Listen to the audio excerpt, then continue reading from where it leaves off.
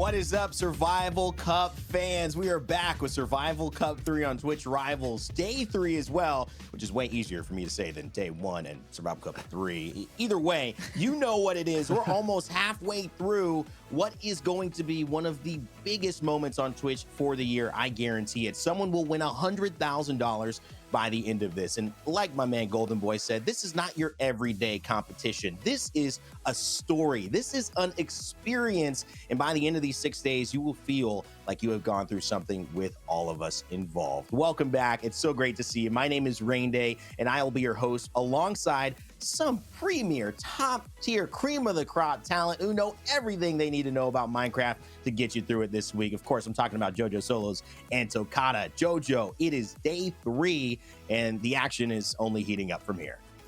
Oh man, I mean, you mentioned it just now. It's kind of like a show, and I feel like I'm anxiously waiting for the next episode to come out just to see what happens. I'm ready to pop some popcorn, kind of just dive in. So I'm really excited for day 3, almost halfway through the entire event, almost finding out who will win the $100,000. But I'm so excited.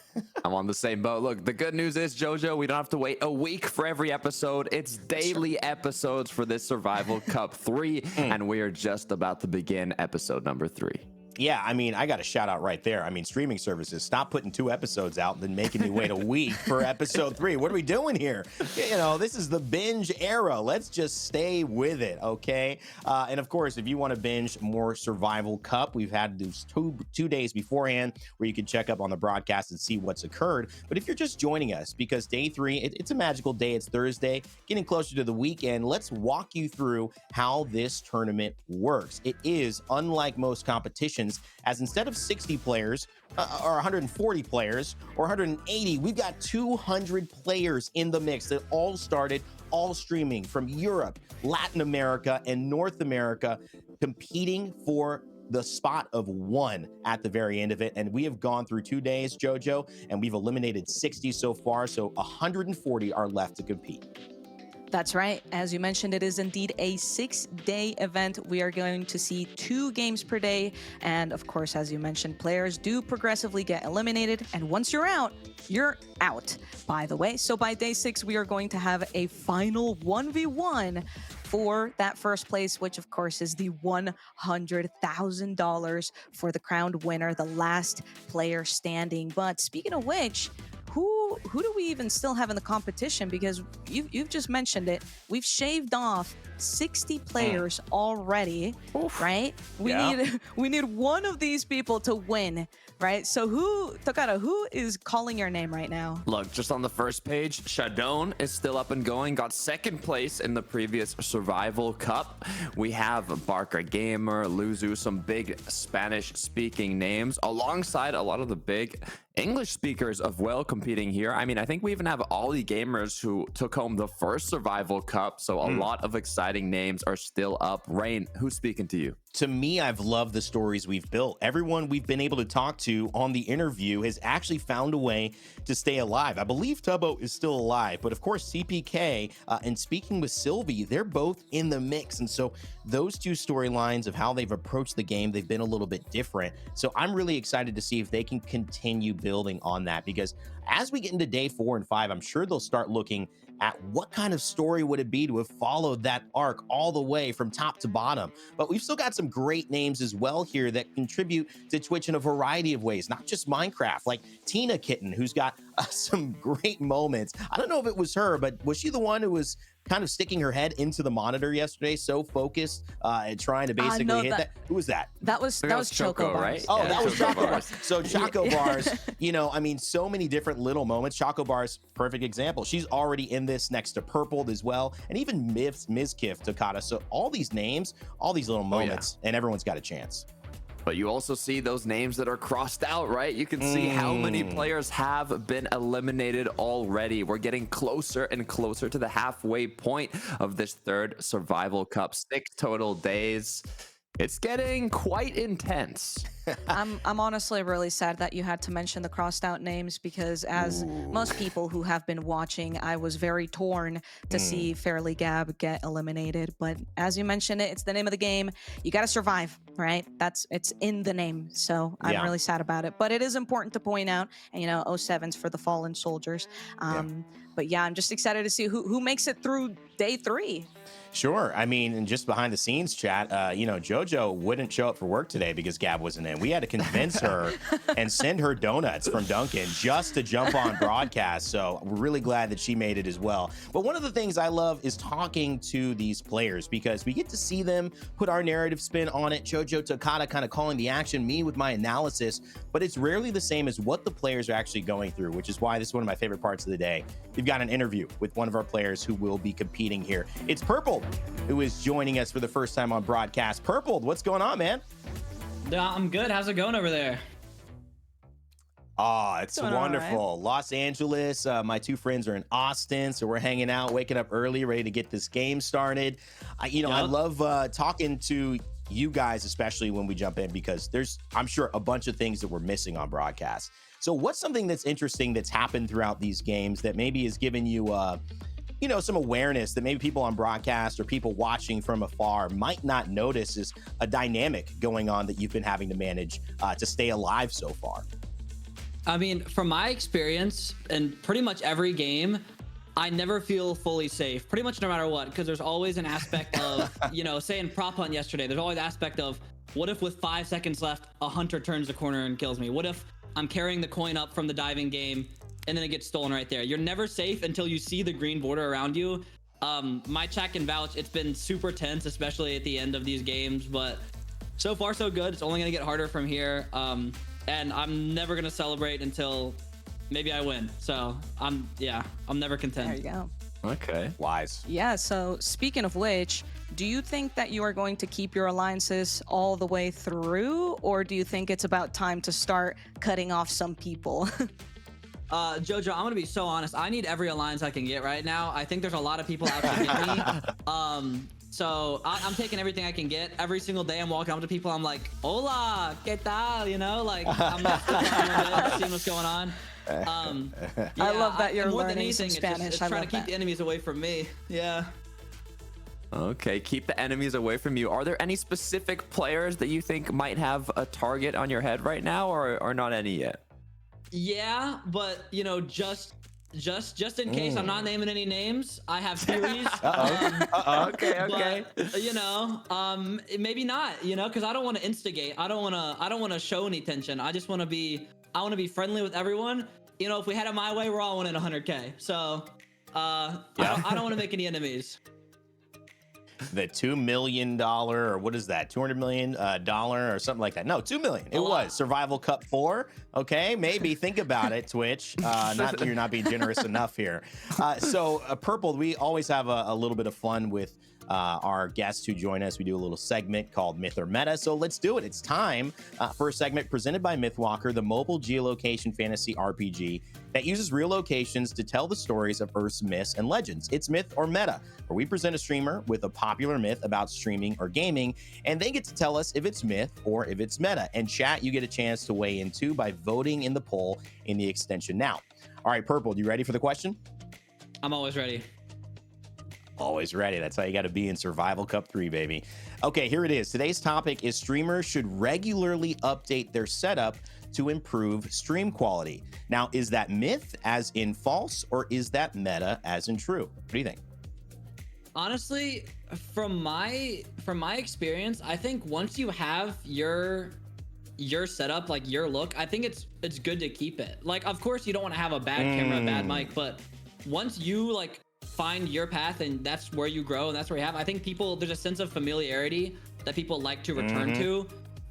Sure, there's certain things you can't control. Like if I moved, you know, my background's going to change, but for the most part, I mean, I think a lot of streaming, especially people that stream daily, is just that familiarity of every day seeing the same stuff, like similar things happening. So I think changing it up too much could be bad. Not always bad. Like, you know, you see someone like Kai Cenat, like always doing different things every day and people love it. But I think for a lot of people, especially like gaming streamers, there's good in like habit, you know? I actually really love that. And I have a follow-up question if you're cool with it. You know, when's the last time you think your setup kind of shifted for you? Was it when you started experiencing some growth and you felt really comfortable? Was it a move? I mean, was there a specific moment you realized this was it? And how can you tell? Well, equipment wise, I don't know the exact time, but a good couple years ago, I got this camera, this microphone, this sound interface thing. This, like, I mean, the sound and look has been the same for years. I have moved a couple times and, like, you know, I got a new computer. And even just yesterday, I put these two guys up. This is Fuecoco. This is my favorite Pokemon. And this is Dusty. Oh, let's go. But so yeah, like it the actual most of the gear stayed the same. The background like slightly changes, but for the most part, since I've lived in this house, yeah, it's been the same. We got the little ball back here on the chair. I love that. Yeah, That's important. pretty good. The yoga ball. Very Yeah. important, So. yeah. What about a keyboard? I'm a big fan of keyboards. Do you change those around a little bit or no? Oh, here we go. Here it Keyboard is. showcase? We get the show. This is Oh, my. okay, I don't even know what okay. it is. It's tiny. Like, look at my hand compared to this thing. Yeah. It's actually funny Little because I've had 60%. this keyboard for years, and in about a week, I'm getting a new one that's coming in. So, Well, there you go. finally, well, there's no arrow keys. This is a tiny keyboard. It's like there's no function. There's no F1, F2. There's none of that. Yeah, That so is the hard I part kind of of wanted the a little more 60%. options there. For the most part, though, yeah, I've had the same mouse and keyboard for years. So there's, I don't know. We'll see. Maybe for all I know, maybe I try out the new keyboard and it doesn't work for me, and I return it. Maybe I just gotta stay with this. But yeah, Listen, I got recommendations if you need. All right, because I love I love those things. I'll keep that in mind. All right. Yeah, all right. Well, this has been great. Thanks so much, Purple. We know you have a lot to do today. Hopefully, we get to talk to you or see you in action in day 4, but that means you would have survived what is in store for you now. So good luck, man, and thanks for hanging out with us. Thank you. Thank you. All right. Thank you so much to Purple for giving us such a great explanation on his topic for today, and also for playing along with us in Myth or Meta, presented by Mythwalker. With a cast of magical characters, deep quests, combat and progression systems, and the chance to really party co-op. And really, Mythwalker is the global RPG for everyone. Discover more, and you can sign up for the beta right now at mythwalker.com. Also, before we move on, I want to know, what did chat have to say about today's topic, which was a good one? Myth.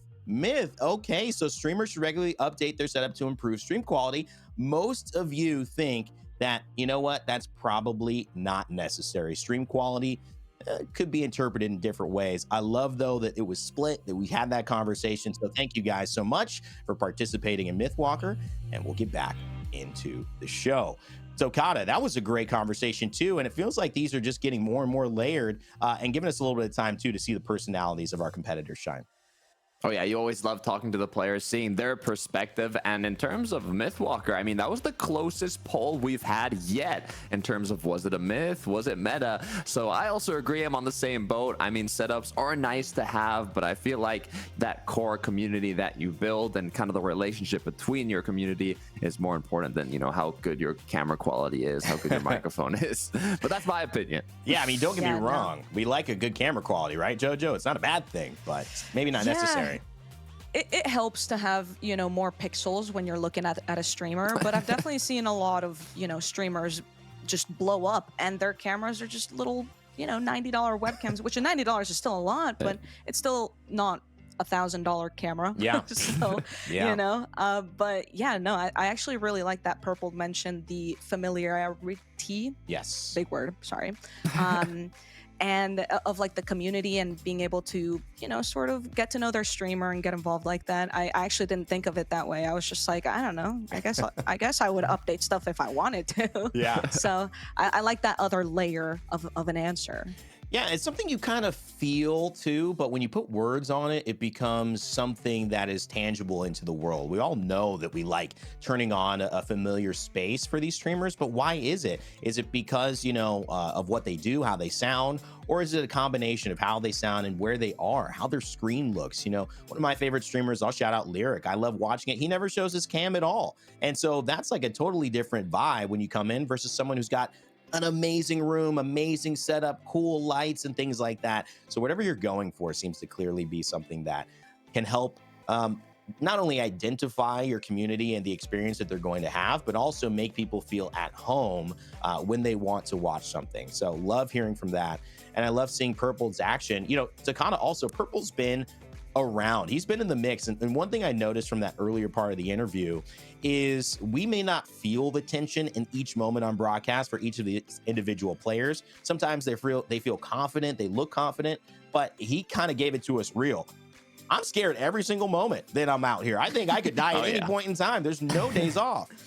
I mean, you can speak for yourself, right? I am definitely feeling the tension of these players, especially in the coin game, for example. They're swimming up. There's 20 players behind them. You don't know if you're going to get to the chest in time or not. But Purple said it best, that feeling, you never really know that you're safe. Even after you complete that challenge, we're just starting off day 3. It's a marathon for these players, and they are just at the starting line. Hey, chat. Well, guess what? While you're waiting, to watch, we've got something else to let you know. It's guessing with Duncan time. You know what it is. That's right, where you have the chance to win big. Check out the polling widget in the extension, make your predictions, and watch your name shoot up the leaderboard. The top 10 finishers get $10 Duncan and Twitch gift cards. And guess what? The first place winner claims the awesome new co-branded Duncan and TwitchRivals jersey. Enter !Duncan for the full rules, and you can cast your prediction now. Yes, with Duncan always supplying us with the great deals, the great looks with that jersey, and obviously the great energy. I'm thinking I need a Duncan cafe or coffee or iced coffee pretty soon as well. And of course, if you guys participate and you don't win, you have a chance tomorrow, because this is a 6-day Twitch Rivals that we'll be able to jump into, JoJo. So it shouldn't feel too bad if you're not on that leaderboard today. You still got more chances, just like in Survival Cup. Yeah, no, it's made me think maybe I should get in there. I don't know why I haven't started. I've been here the whole time. I just haven't actually participated yet. So maybe tomorrow will be the day. Today's a little too late. I've got other things to do now. We got a lot of drama to see unfold today, which I'm really excited about. I mean, yesterday, I think, in my opinion, I don't know about you guys, Takada, Rain, you can tell me, but I think those games that we saw yesterday were probably one of my favorite ones so far, just for the entire Survival Cup series, because of that rush that the players get of even with the lucky coin, like, oh no, someone could steal it from me. They're camping the spot, you know? So I don't know, that for me, I was actually on the edge of my seat the entire day. Yeah, I mean, I don't think there's going to be a mini game where we're not on the edge of our seats. But I mean, I'm thinking back at it. We've had a lot of kind of these survival mini games, but there's all sorts of types of games that will be played out based on the previous Survival Cups. Will we have teams? Will we have more solo games? Will we have another nighttime? We don't know, but I'm excited for whatever's to come. And you know what? When you look at the stakes being raised, it's interesting for those watching today. You might be experiencing your first mini games, but if you followed along, and I know many of you have the entire time, whether you're watching, my channel, JoJo's channel, whether you're watching Twitch Rivals, or you're hanging around, kind of the games have, stepped up a little bit in terms of that intensity at the very end. What was a wardrobe choice in our first game, Sweet Dreams, suddenly became like a lucky coin dash to the bottom of the ocean with like a melee that lasted for about 20 minutes, it felt like. So there definitely has been this upgrade in some ways of tension and opportunity that we are looking at players realizing maybe not as much as before. But that kind of sets up the stage for today too, I think, JoJo. And what are we looking at? I mean, got any ideas of, do you think we're going to take a step back, or do you think we're going to just keep the pressure up? Will today be more of like a middle of the week rest day, hump day, or will we keep just leveling up in terms of energy of these games? Yeah, I think we're definitely going to continue leveling it up. We're going to start seeing some crazy twists, especially if you compare it to Survival Cup 2. Day 3, day 4, it's when things start getting a little bit heated. You start seeing some betrayals because they start doing team games, and maybe you think it's a team game, but then in fact you have to betray. So I don't know, we're gonna find out today, hopefully, right? Yeah, Yeah, We'll figure it out. I mean, you're definitely keeping the eye on the drama. I love it because I think we will start to see it. This is the moment that, whether it's games or not, we start to see some big changes happening, hopefully across the board. How many will we eliminate? We'll find out. But hey, chat, guess what? It is time for you to have some fun while you're waiting to watch this day 3 gameplay we've been talking about. Our friends at Honda want to give you a chance to play right in chat with 2 super fun games. One, it's a classic memory game where 2 of every image are hidden under the squares. As a team, you'll collectively decide which 2 squares to reveal, and the goal is to match all of the images before the time runs out. Our second game is a maze, and you get a chance to see how quickly you can navigate the Honda Prologue SUV through that maze. You must, however, collect the TwitchRivals V first, and then find your way out on the other side before the timer expires. Remember, chat, you gotta work together. So good luck and have some fun.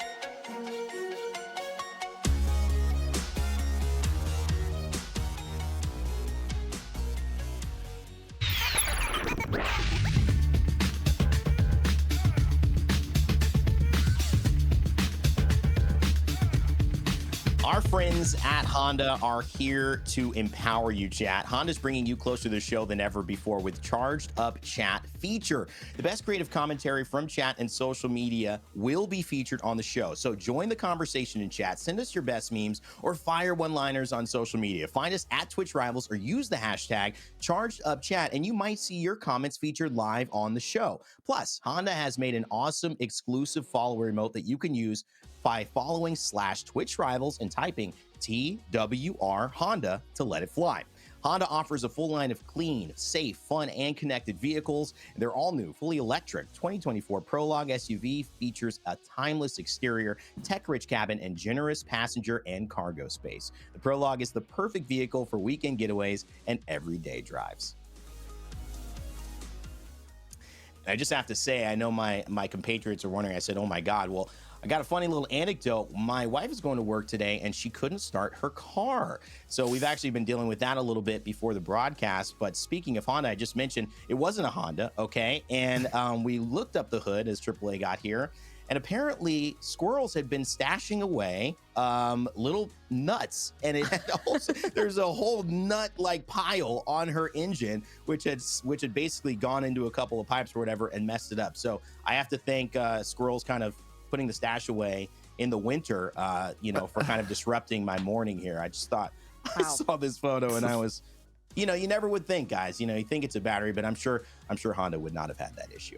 Yeah, that's what I was going to say. If we learned anything from that story is that wouldn't happen on a Honda. No.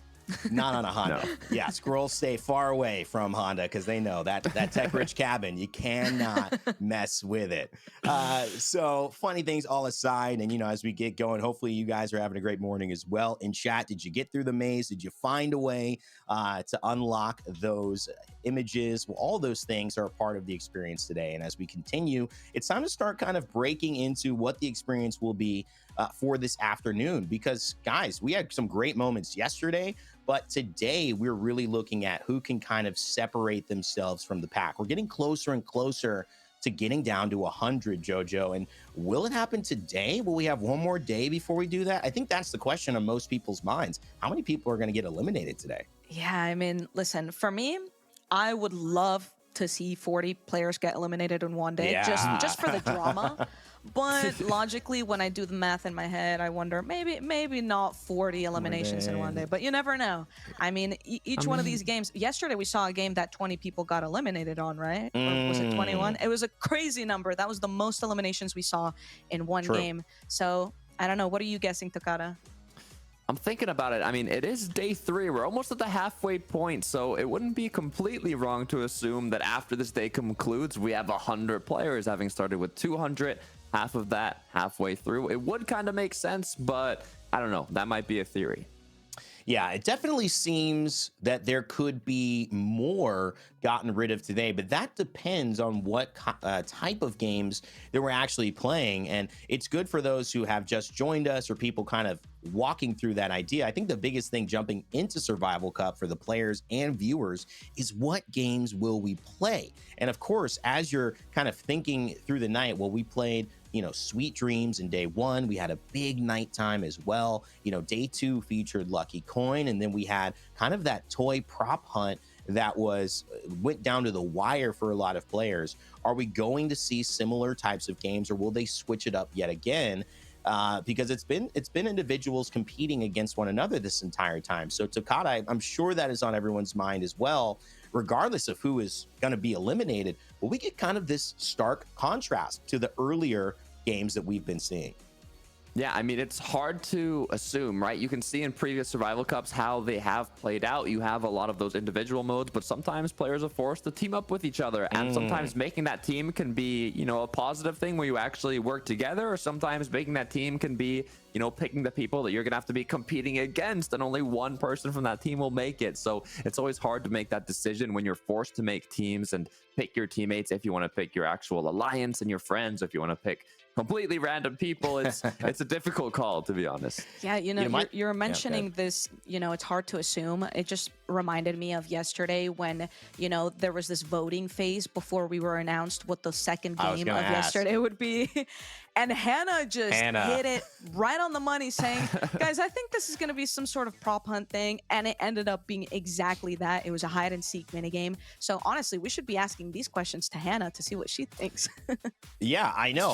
What was that? What wizardry was that to be able to tell with just voting the exact game? Not even like, I might be like, someone who has to do something and there are other players. It's like, yeah, we're hiding, we're toys, we're a prop. It's like, wait, what? Have you done this before?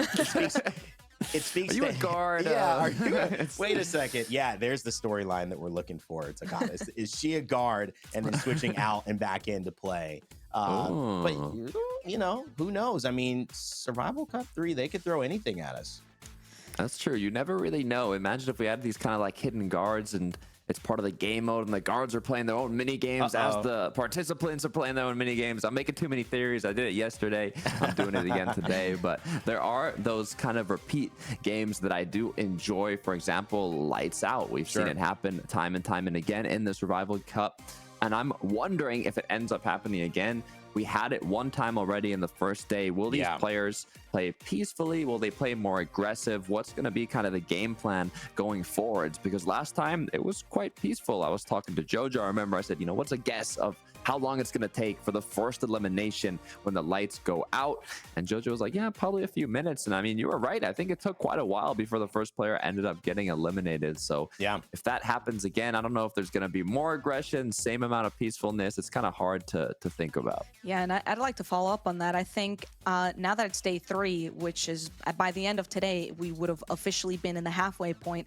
I think this is when people are going to start making these final commitments of like, okay, we can't play passively anymore. We have to actually lock in and stay locked in, because that's how it is. So if there is another nights out or lights out type of minigame, I do think there's going to be a few groups who are going to start being a little bit more ruthless and just kind of going in on the drama, because that's what it takes to get onto the next day at this point.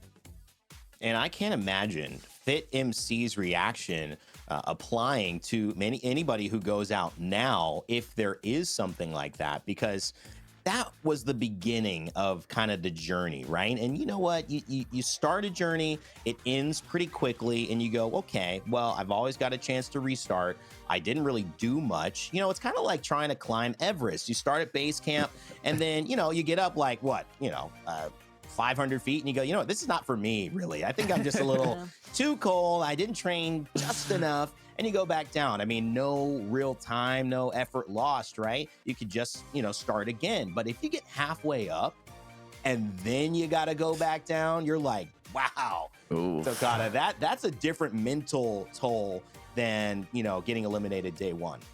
Yeah, and it's just that thought of how the mentality changes as these days go on. You start with 200 players. You saw the vibes. Everybody's very happy, talking to each other, excited.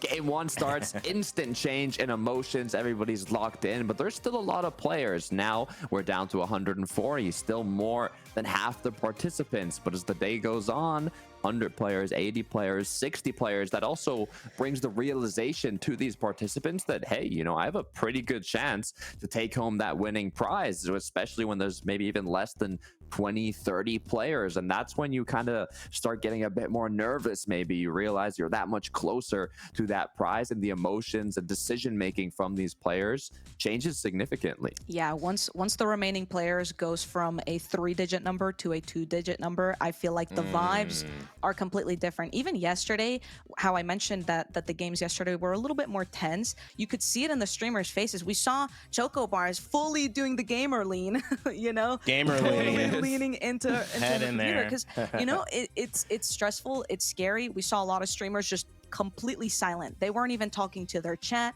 they weren't talking to their friends, they were fully locked in. And I mean, that's what it takes to continue on and hopefully not getting eliminated. All of this is very true, and I wonder if there's something that is going to separate these players in the decision making right now. And I want to open it up to chat. Chat, do you have any kind of couple of words or things you think are going to be the biggest impact in terms of going through and surviving today? We had fast reflexes from Jojo earlier on as well. Awareness was a big one from Takata. I said finding that right strategy. So chat, let us know if you think there's going to be something that separates these players as well, as we keep talking about it on our end. And Takata and Jojo, I want to kind of open this back up to you guys. You have a ton of experience in a variety of games, and bringing that experience to this Survival Cup, we all play a little bit differently. That element of what is going to be, your kind of fallback approach. For me, an example, it would probably be relaxing into what is, because I know that as much as I try to analyze and strategize, you know, I'm going to get faced with whatever I'm faced with. And if I have to now have this whole strategy that I have to redo, figure out, and get kind of jumbled up again and straighten out, it's going to actually slow me down. So actually my big thing would be like staying away from it, kind of avoiding any thinking about it. It would be going into this trying with as clear and as clean of a mind as possible, so I could be very, very aware. But any of you guys feel that something from, you know, whether playing other competitive games or doing anything like that would be an impact for you and how you kind of approach jumping into day 3? Yeah. You can go ahead first. Okay, all right, fine. I'll go first. I think personally, I'll keep it short and simple. I would just stick to a friend and let them do all the work for me, because they are probably smarter than me. Teamwork, yay! Dakota, quick from you. Yeah, it's all about just staying locked in and focused. But I think we actually have the cinematic already. Oh, so let's my take God. a look at the opening cinematic for day 3.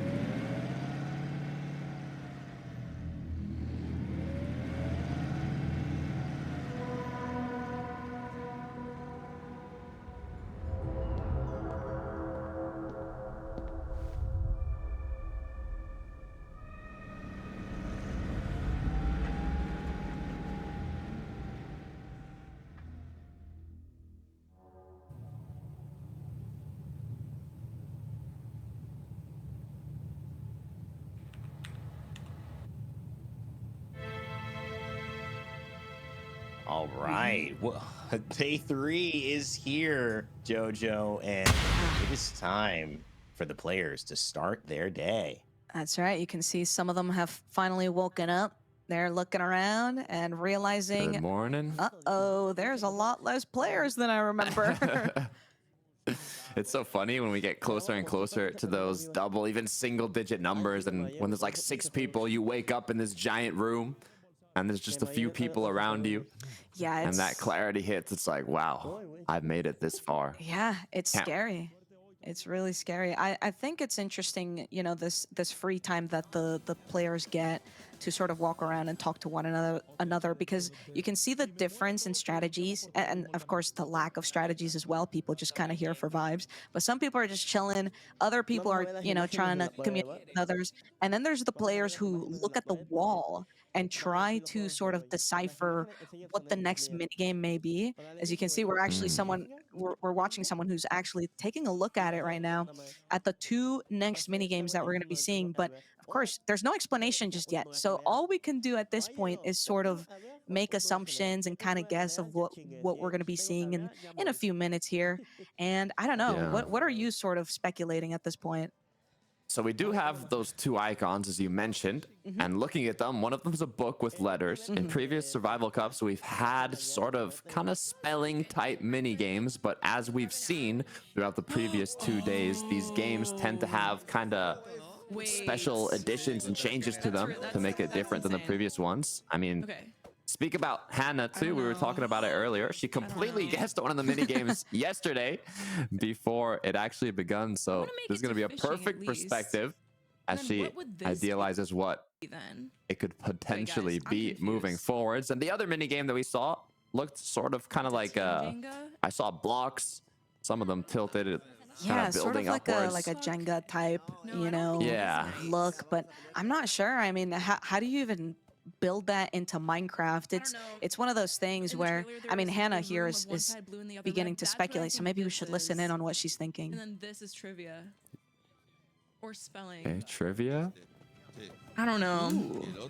I think they're quite hear what she trolling said us regarding the block one. She doesn't trust these hints that are potentially being given to the players just through the icon. Because there's the brain on the other wall. Then that must be. Listen, I don't it's know if I'm totally trusting fair. anyone. I'm trusting This Hannah, one to is be fair, definitely- That based is on true. yesterday.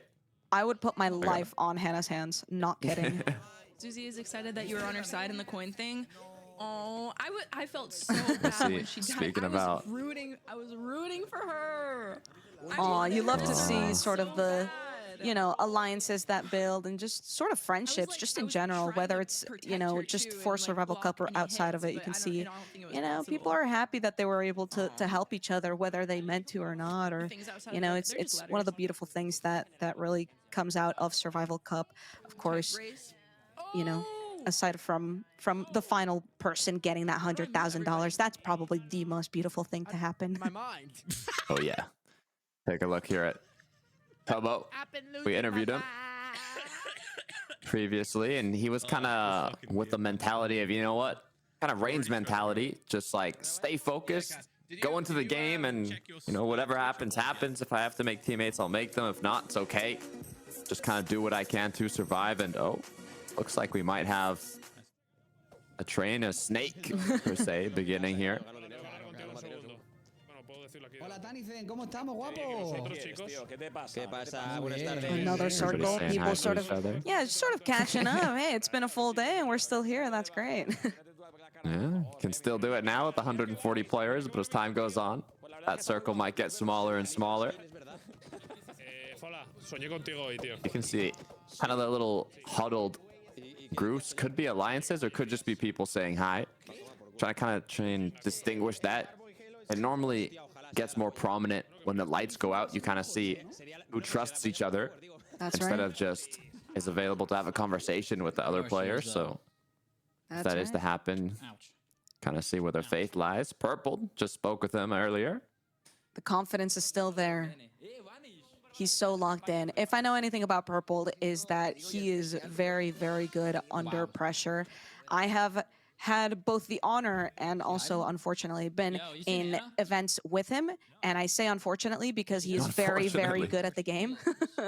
So sometimes it's a little scary to have to go against him. And, you know, he even mentioned it in the interview, like, he's trying to keep his alliances very close because it's true. A lot of people are looking at him and thinking of him as a threat because he is a really good player. Just like how you would look at Shadoon and be like, wait a minute, this guy got top 2 Survival Cup 2, so maybe we should kind of target him. So, you know, trying to keep your distance and make sure that the people you trust are people that you actually can trust until the very end is very, very important. Now we have Sylvie and her alliance group over here, maybe potentially looking for some new members. Yeah, Rain, are you more of an alliance person? If you were to put yourself in the shoes of a participant here, Yeah. would you be looking around for alliances? Kind of like what Purple was saying, I want to make as much friends as possible, both Right. English speaking, Spanish speaking, all sorts of languages. Or are you kind of like a lone wolf, go to the corners, kind of focus on staying alive alone? That's what, you know, I've actually thought about this quite a lot. How would I play this game? Because I don't know if you guys have ever played the game Mafia. Have you ever done that, or Werewolf have. or whatever? Yeah. I'm out first. I'm always voted out first, whatever. And I've had reasons like, you know what? I cannot lose a game to him because if so, he would be faking me out so much because he seems like, you know, I just feel like I got a target on my back naturally. So I would want to play with people, but I normally like to do things solo. So I think this would, I've been impressed by how people have gravitated towards alliances and taking risks because it's hard. It's kind of hard for me. I like to be like in control of my own situation and lean less on people because I feel like sometimes that, you know, exposes someone, you know, stabbing me in the back or betraying or something like that. So I think I would lean towards being a lone wolf. But at this stage of the game, I'd probably have to be taking the risks like a lot of people already started doing. And, you know, I might be too late to the game, guys, because have many alliances already built? Have people already established that? Would I be late? I don't know. But, you know, that's kind of why I've been impressed with Sylvie and the likes of these really social players. Right. I mean, it's a great skill to have in this game mode. We talked about it earlier. There's a lot of necessities to make it to the end. You have to, one, be good at socializing, but also kind of have that cold heart to be able to betray your teammates if you want to be the last one standing, and knowing when to do that, as well as, you know, having the base skills of the game and maybe even just calm, collected personality to lock in and not get too nervous when the time comes to it. Yep. That's As a right. lot of it is quick decision making, You as these know- players don't even know what the next games are until just a couple minutes before they actually begin. That's right. And to that list, I would actually add, you know, I think there's a little bit of an advantage for those who are bilingual or are, you know, sort of starting to learn a little bit of Spanish if they're primarily English speakers or vice versa. Because, you know, it always helps to have some sort of connection with groups, even if they're not your full alliance, as long as you sort of know each other and kind of recognize each other and can communicate with each other ever so slightly as you know, kind of traverse through all the different mini games. I think it could kind of give you that plus one of just, you know, oh, I don't want to hurt this person. They said something nice to me once. So it's having a little bit of an advantage in that regard, I think, is also very helpful. Yeah, I also think, you know, it's interesting. I'm pretty social in groups and things like that in real life, but I notice when playing video games, I like solo queuing. What about you guys? You love kind of Hmm. grouping up with your friends, or do you take on games that are more competitive and just like jump in and like the kind of randomness? I think for me, it's interesting. I differ in terms of games that way. Oh man, I don't really enjoy playing games by myself Mm, because I get scared. I get very yeah. jumpy. And if I get jump scared, I feel so silly for getting jump scared and I'm by myself. But if I get jump scared and I'm with friends, then at least we can laugh about it. Yeah, so Yeah. true. so I mean, yeah, I definitely lean toward, you know, multiplayer games. that's fair. I think it depends for me. If I'm like trying to play the best I possibly can and I want to completely like lock in on a competitive game, then I do tend to probably play it solo and I can Uh-huh. just kind of focus a bit more in that sense. But if I'm trying to, you know, have fun, play, enjoy my time as much as possible, then you know, I'll have a pretty big group going to play whatever it might be. So I guess it's kind of situational in my case. Very cool. Yeah. Yeah, always good examples too, because these different personalities and these different types, they're in every single streamer that's here. 138 different types of styles. Now we have to see kind of which was the one that will win, and won't it be fascinating to look back at all of this and go, well, that was the style. Those were the choices that ultimately resulted in winning the Survival Cup 3. What an exciting kind of thing to follow along with. And, you know, someone like Ollie Gamers, who's already won it, guys. I mean, still in a position to be alive. He's a gamer at heart. All right. I've played in a competition with him before and he was incredible. We ended up winning it. It was a fantastic time. He's got that competitive spirit within him. And in general, he's also a very good team player. So I think he's going to make it very far this time around as well. And just a big update here, Shokas and Roberto, two great players who have made it all the way into day number 3. Unfortunately, have some in real life stuff going on, which always takes precedence, and they're going to be traveling. So they are no longer going to be participating in this Survival Cup. They have been eliminated due to some IRL things that, of course, were out of their control. So we wish them the best. They've been fantastic competitors along the way, made it to day 3, which is very hard to do, but we'll be moving on without them having that chance to be the champion. Yeah, you know, that means we were at 140 players. Now you can see at the bottom right, remaining players, 138 before the first mini game of the day even begins. That's right. Which is quite scary. Some viewers may be upset about that. I would definitely be upset about that, you know, if my favorite streamer unfortunately couldn't make it. But I'm sure the rest of the competitors and their viewers are quite happy about it because it just means 2 less people to worry about. Ooh. Seems like And it something's seems cooking that up. Uh-oh. Something is happening. The screen's gone black. We might have another cinematic here, or maybe the guards will come out to speak.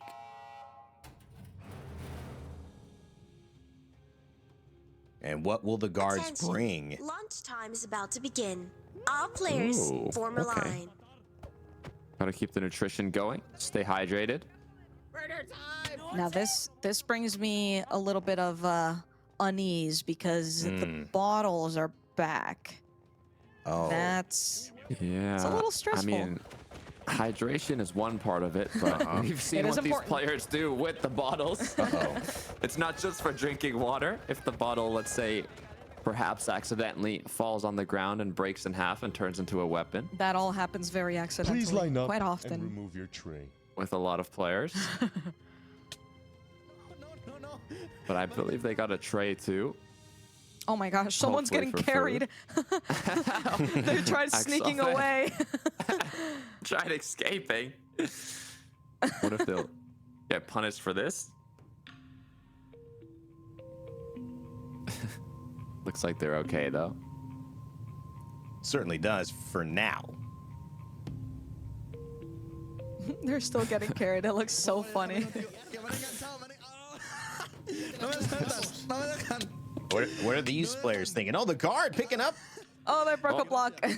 Axos are. They broke the stage for him because of my fault, he said. Well, at least he's got his food now.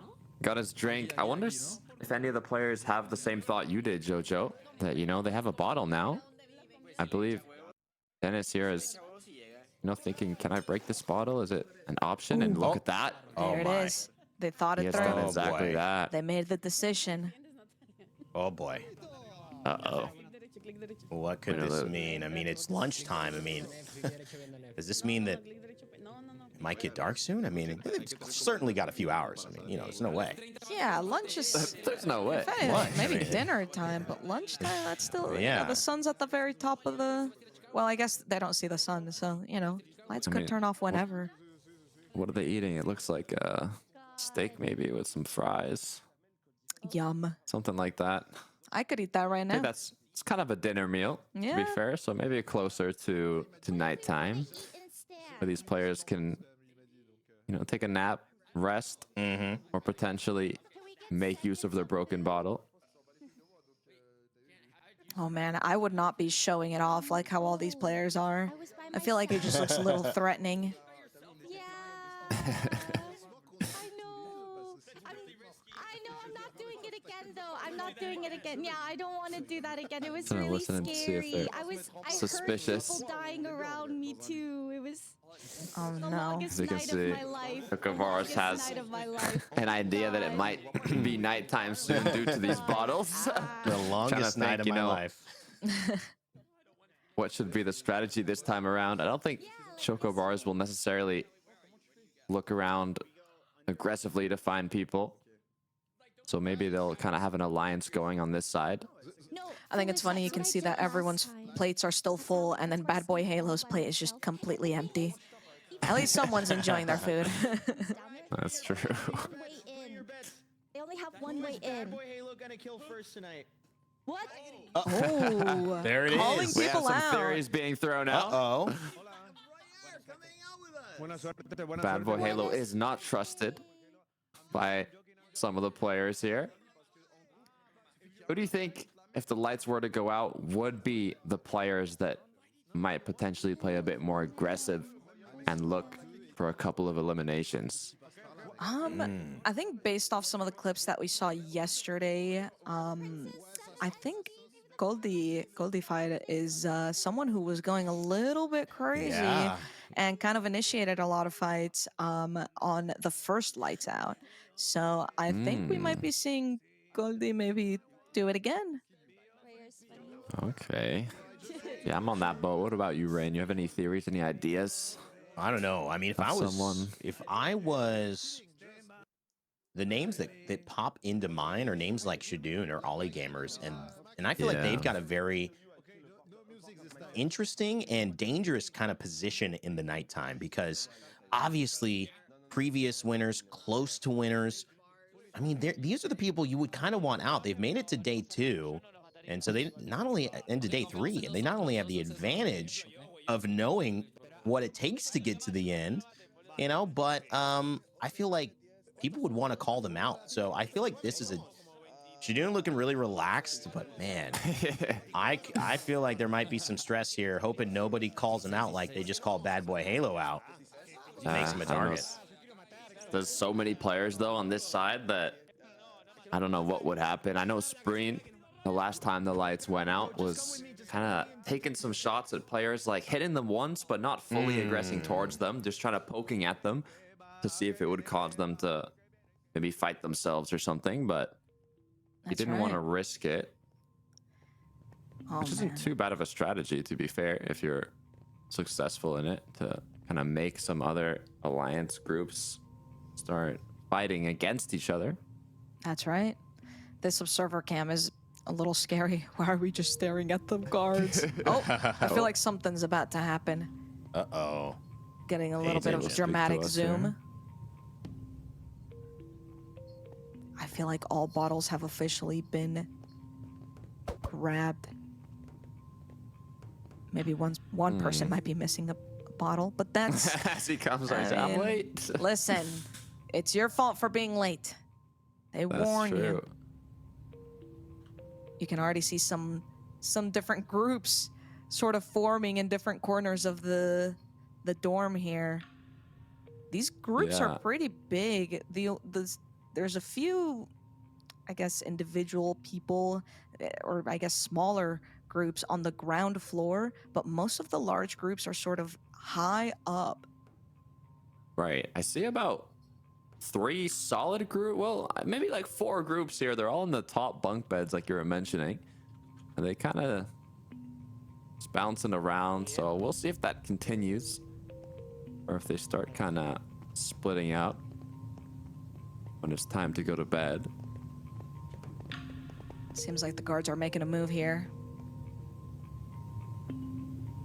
We have the headmaster scarily walking with their hands behind their back. I guess it'll take a while. Gotta speed up the walk a little bit. Gonna go back now. No more bottles. The food has been given out. Change is scary for most, but it certainly seems like the atmosphere now has changed. Bottles in hands. This is maybe a premonition of what is to come. Who will survive? Will we have another nighttime? It certainly feels like that potentiality is in the air.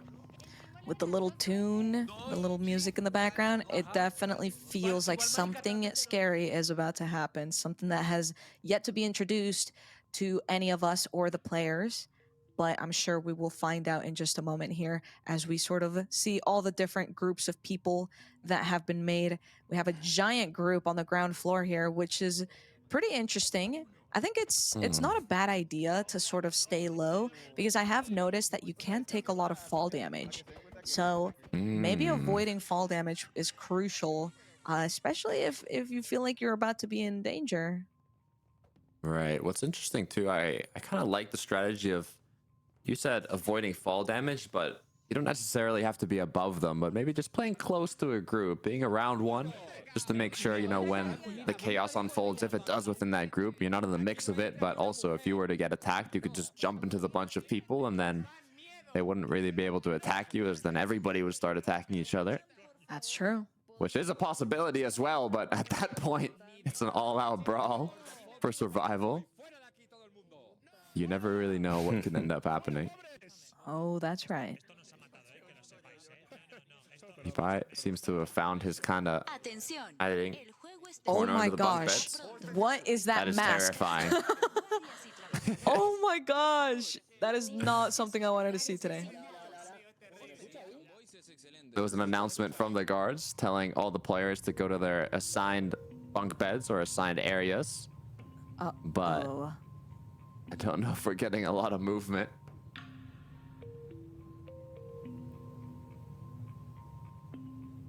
This is getting a bit creepy. Imagine if you saw Rubius with that mask by your bunk bed at nighttime. And speaking of As we which, have. here it is, the adjustment game, The Night. When the lights go out, player combat will be activated. Avoid dying. That's a pretty important instruction. That's a pretty good tip. straightforward. Yeah. Players will be free to Try kill. doing that. Players will be free to kill any other players with a bottle. When the kill limit is reached, to adjust the number of players for the next game, the lights will turn on, deactivating player combat. All right. So we're gonna see a little bit of a hustle here. Sorry, go ahead, Rain. Something pretty interesting as you guys are watching this. I'm noticing a couple streamers taking some different approaches to this. Mizkif not even streaming right now as well. Not kind of trying to make too much of a target out of himself, I believe. Also, you know, Choco Bar's kind of talking a little bit about how her group feels like the right size. She's with a few French streamers, Etoiles.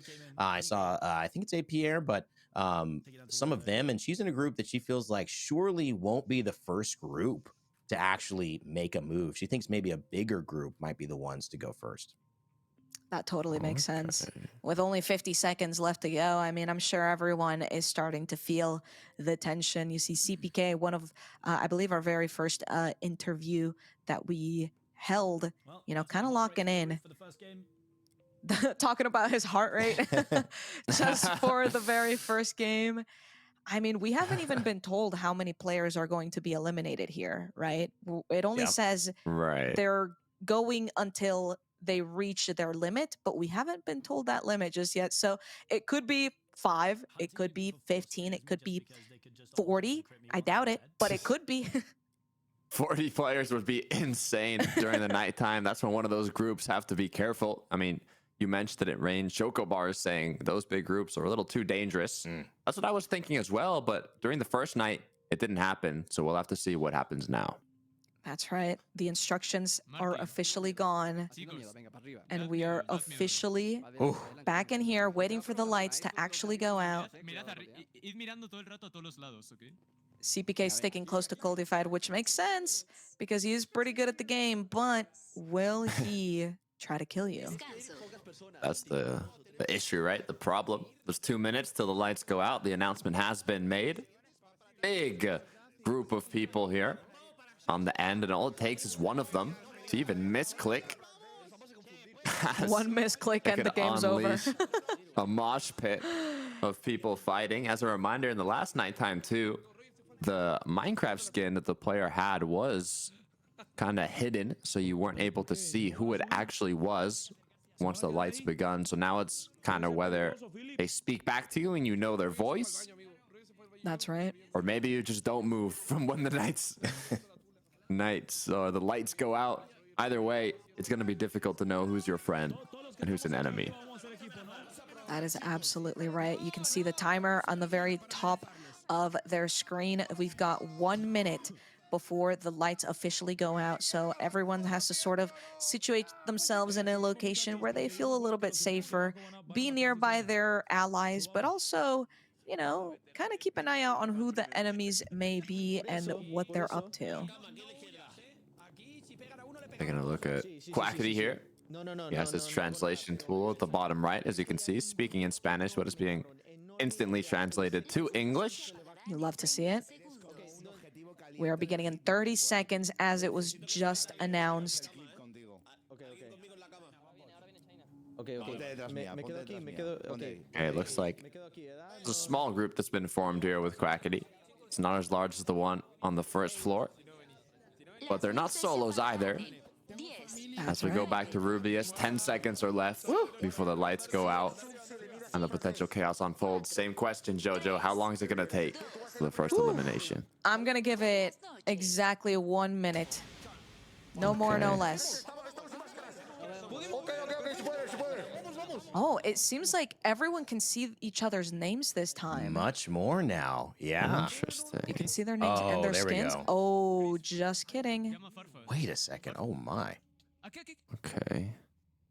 I hear some hits, and it looks like Bad Boy Halo has been eliminated alongside 2 other players. Oh, my gosh. That goes down. That's why it goes down. Wait, I was very wrong. Less than a minute, already 3 players have been eliminated. Oh, no. And it looks like, are the lights back on? Did 3 players get eliminated to bring us to 135? Oh my God, guys. Talk about that was a speed round. Yeah. What a quick nap. I said 1 minute. It took 4 seconds. and the people targeted, Etoile, that was the small group that was with Choco Bars. She's pretty she's surprised right now. And you also look at Bad Boy Halo, who got called out earlier on. I don't know who said his name, but certainly by saying that name, put a target on him. It must have been the case. I believe it was Quackity who mentioned, you know, Bad Boy Halo, and everyone kind of started looking in his direction, which is extremely unfortunate, but also, I mean, that's part of the game. I just can't believe it happened within 4 seconds. Yeah, I wonder if it was a betrayal, like a group maybe ganged up on Bad Boy Halo, or how it kind of went down, but all it took was an instant, as the players are going to be a little sleep deprived now. Not a lot of time to actually rest. before this first, I guess, official mini game of the day begins. What a way to get started.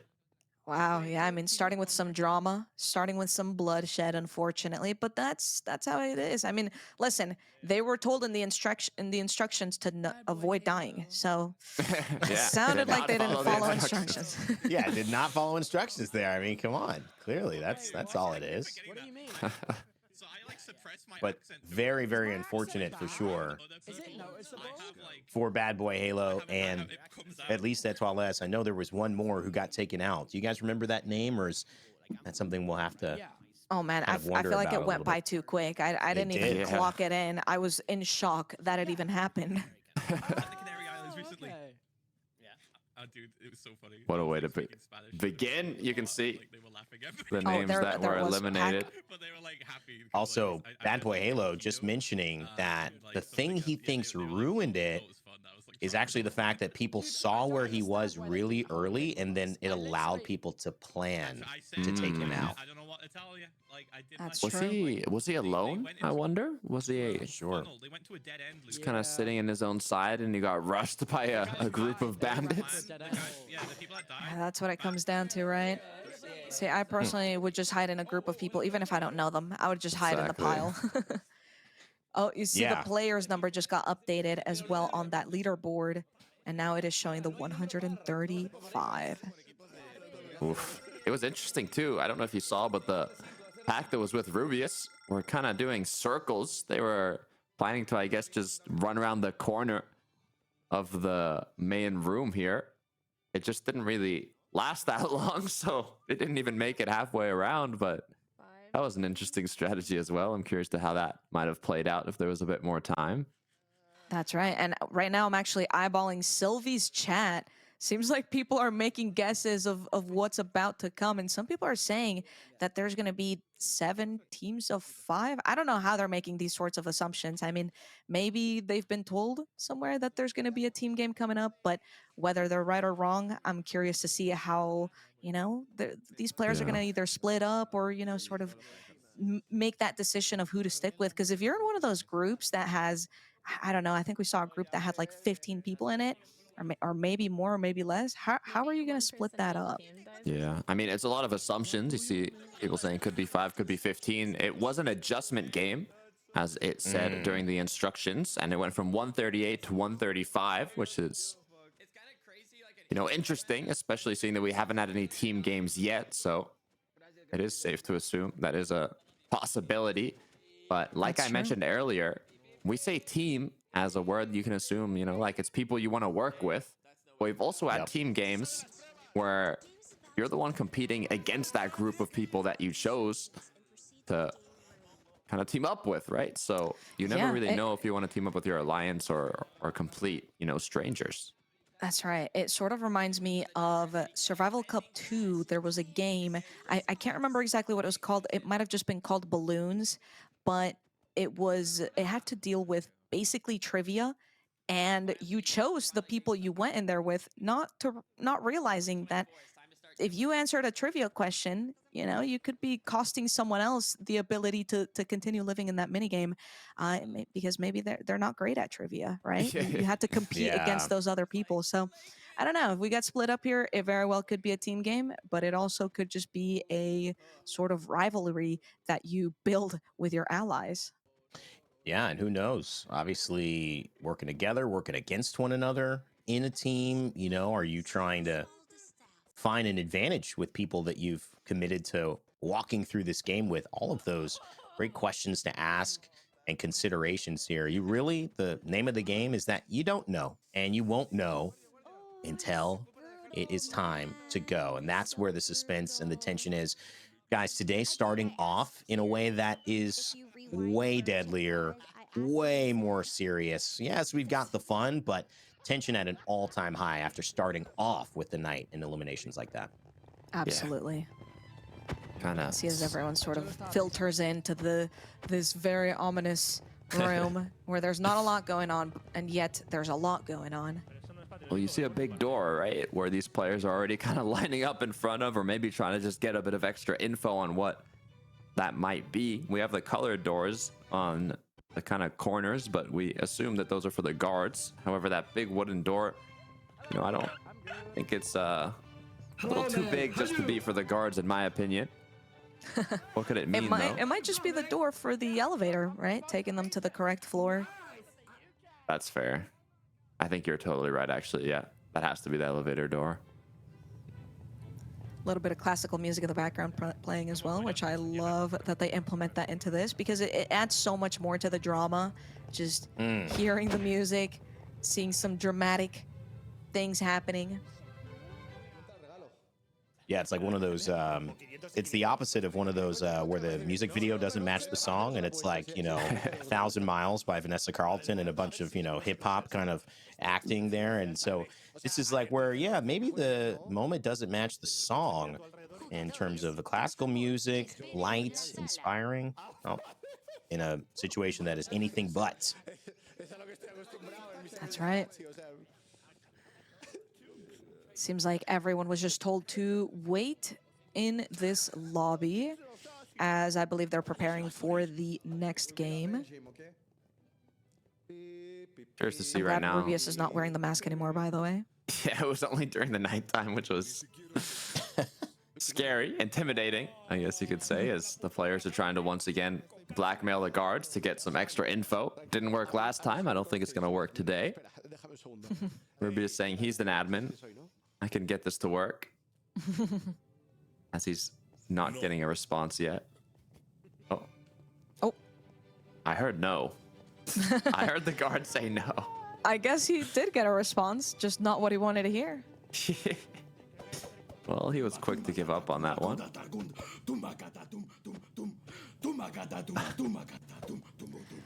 Seems like some people prepare by wiggling their toes, other people prepare by doing this. What is a that? chant? I Is don't that know. Is that like a chimpanzee or I think what that Sticky keys enabled. That's so funny. classic. That is so funny. Okay,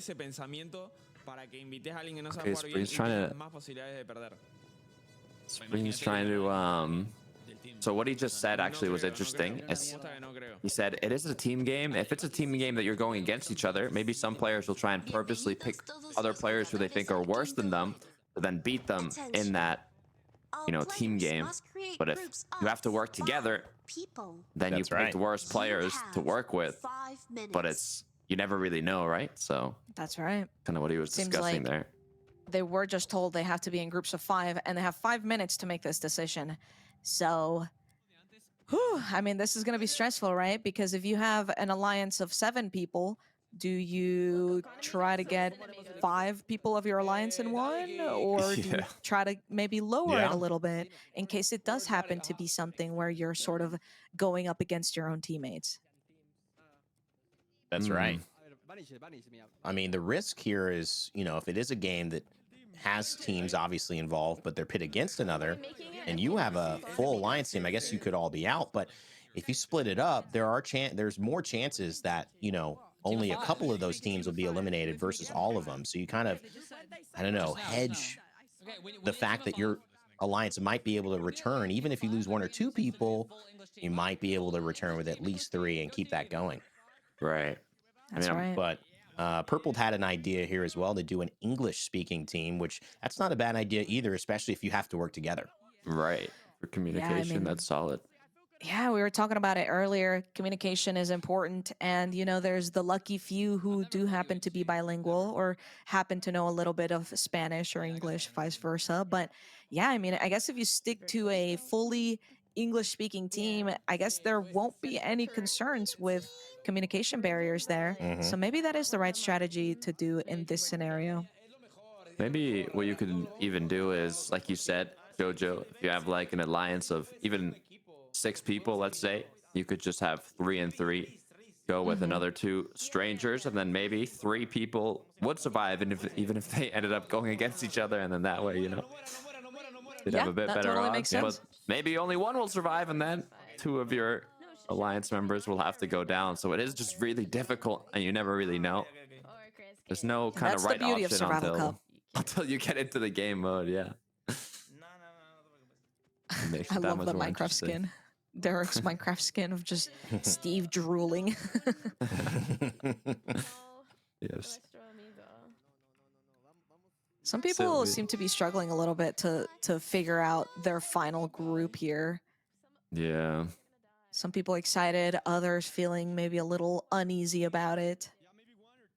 It seems Sylvie and Choco Bars have went with Spanish speakers How come for they their didn't group say here. anything to that? Yeah, we're all friends, but this is the game. I mean, Choco's. Oh. it's about die. Okay. Seems like Oh, the God. Anthony and Derek seem to be speaking a little bit of English here, so it's Yeah. not going to be too much of a jump, sort of being in this team, because at least they can find a way to communicate with one another, which is crucial. Unless they're against each other, in which case it's Yeah. not crucial. Right. Right. You never really know too until the game begins. It could be Very big betrayal. decision. Or maybe not. Minute and 45 seconds is what's left for these players to make a decision. But I think a majority of them now have kind of been put into their little sections, the little groups of 5. As I see some players kind of jumping around still.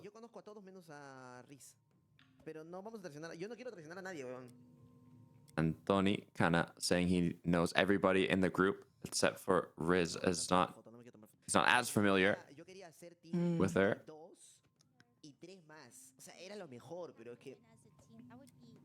But yeah, they're saying it's hard to know. You never really know. Will you work together? Will you work against each other?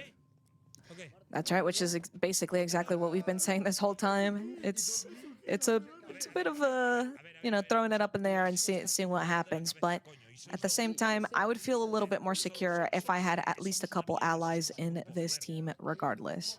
Right. I think that's the safest way to go about it. What do you think, Rain?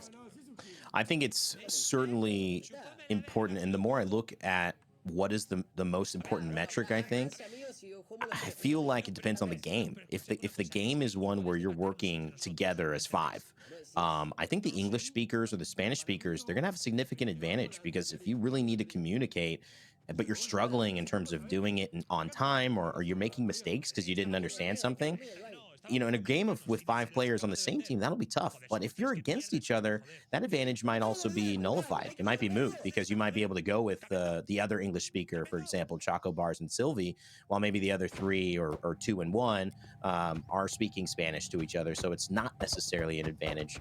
I think that's the biggest decision that we'll see play out as we get ready to go into the game.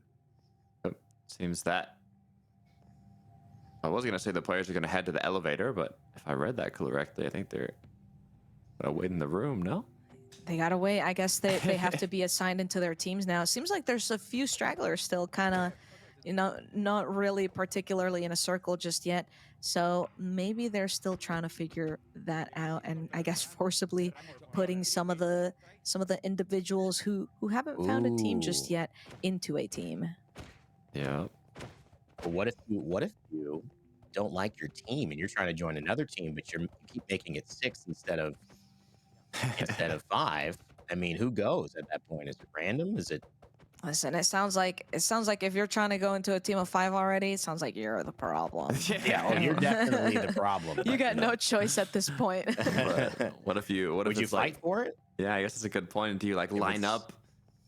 And if they're little spaces that you stand on to pick your team, how are the teams actually going to be picked during the moment? I mean, it could just be these groups, but I assume based on the previous mini games, who will enter the elevator, the players will get a little split up and have to regroup into their teams of 5. Look at this team right here. I mean, I see 5.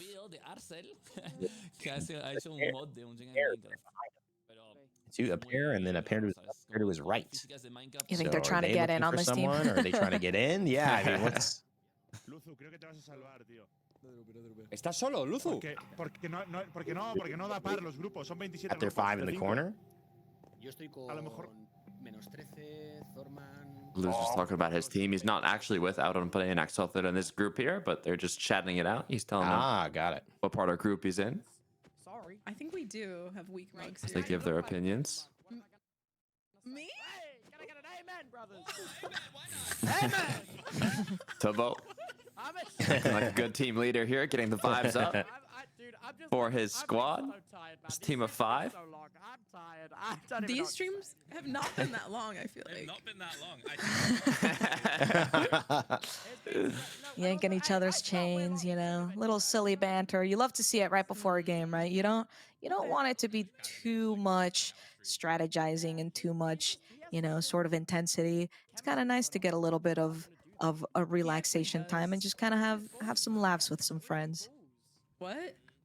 Wait, Really wait, is. what? You know, like those two like round things for Dangle. He has them that help him stream. I don't want to be thinking about that. Yeah, no. I know it's a little bit awkward. It's weird that Attention players, please proceed to We the seem next to have an room. announcement. It looks like now's the time to enter. I was gonna say the elevator, but All teams, Look on the walls. It is not. it seems that it's something else. This is a very large room.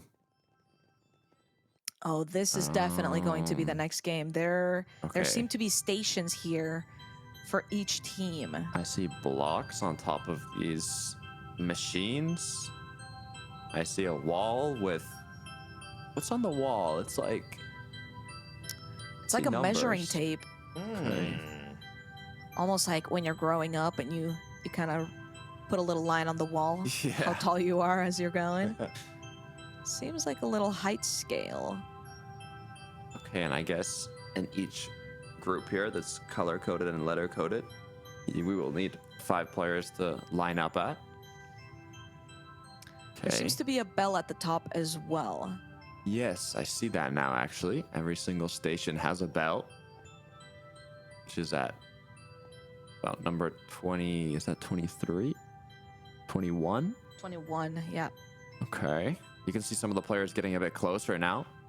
I see some When people they in the get chat. close to it, it gives you kind of perspective of how little they are Yeah, compared to the wall. that's true. All teams, select one of the construction zones in Construction front of you. zones. Okay. So yeah, I saw people guessing this could be some sort of building game. I But guess how's this it is gonna work? the one that relates to the Jenga looking Right. icon, right? So maybe it's gonna be a game like that. Maybe it's gonna be a little bit differently. Rubius has went from having masks on to a regular, cat. webcam to now his little cat. I love this, by the way. I want to grow up and be this little kitty. I like how he talks and it turns into like an Omega lol. Like, Yeah. It's like the pop cat emote. Have you seen that? yeah. Chicos, qué poca confianza tenéis. He was saying. A little hope It's gonna be too peaceful. his teammates have when they were talking. The music is so scared. It's gonna be I wonder how many teams are gonna pass now. You said it yourself yesterday in one minigame only. Over 20 players were eliminated. Select one of the construction zones in front of It's you. hard. Surely not. It's hard to sort of guess it from here. It's also hard to still make that sort of assumption of whether this is going to be teamwork or if this is going to be sort of working against each other. If I had to guess, it seems like this is going to require teamwork because I don't know. I'm just trying to make some Like guesses. how here, it could but be against each other, right? Like yeah. maybe each of the 5 players have to build their own, Select kind of one of the construction zones in front of you. construction. I was just listening to what the announcer had to say, but if it is a group of 5, I feel like they do have to work together. I'm kind of on your boat here. Given that there's only that one red button, I would assume that they're going to be working together. If this was a case of having to work against each other, I would assume they would have their own little stations and their Right. own buttons to click. So I think it's safe to assume they're going to be working together. The next question, however, is what are we going to do? Hopefully we'll find out soon in just a moment here. They have been sort of just seems like they're just waiting for all the teams to get situated in a construction zone here. Dude, I could almost feel your sweat coming through the mic. That's good. Oh, yeah. We have to look at the website. Aren't you not It is happy? Hear meta. what some of the Well, no, it's the players are website. doing, the pre-game rituals. How can they get their teammates locked in? Yes, yes. And ready to go. I mean, I don't know. It's the same. It's rules. outside of the game. Well, I guess, but it's not even. It doesn't even announce it. It doesn't have the rules there until the rules are announced, anyways. and they're the exact same okay. rules, but it's just Yeah. easier to read for me. And Oh my god. yesterday I was able to guess exactly what a minigame was Exactly. before it started. And I mean, they have a lot of hints now on what this minigame could be. But we haven't seen the full instructions list yet. So we still have a bit mean- of time before the actual breakdown. I'll They're tell getting you, eyeballed by a guard. they are. Uh-oh. Did the guard hear them talking about a Something. website? They better keep your cool out. Yeah, better watch out. Better watch it. We're listening. Was that him, Toby? Was that the player? I'll tell you, looking at the ground, a few things I'm reminded of. That middle looks kind of like hopscotch a little bit. In the, Oh, my god, that I didn't even you know, notice it. row, Oh, right. you know? Here it And is. so I don't know if that has to play, but this floor also, it's kind of like a puzzle, or I mean, it's clearly some different shapes Yeah, I mean, together. if there's anything we've learned from the previous survival cups and even this one, is that a lot of the games sort of relate to a lot of old school games, a lot Yeah. of maybe some retro games. So, you know, even in Survival Cup 2, we had a reference to like a Hangman and, Yeah. you know, trivia type games. So maybe we're going to be seeing something that we are familiar with, but maybe we're just not seeing it quite yet because we need a little bit more context for it. That would be interesting. So we have more kind of groups of players, alliances, teams strategizing now. 25. I'm trying to listen to what they're talking about, the numbers on the wall. Top one being 25. Yo es que no haría una escalera. Yo es que no haría, no sé. As Ollie's saying, No sé. I wouldn't build a staircase. Speaking about potentially height here.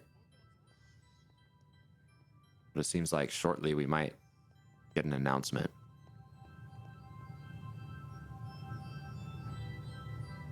Welcome to the 5th game.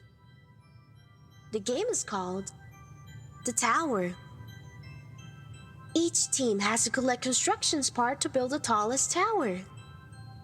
To build each level of the tower, you must make sure that none of the building pieces are missing a support point. The 2 teams who fail to ring the bell will be eliminated. The team that rings the bell first will pass this phase.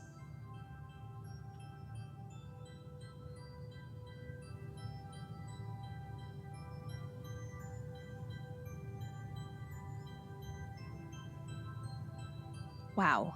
Okay. Yeah. So, So- building a tower to ring the bell. Mm-hmm.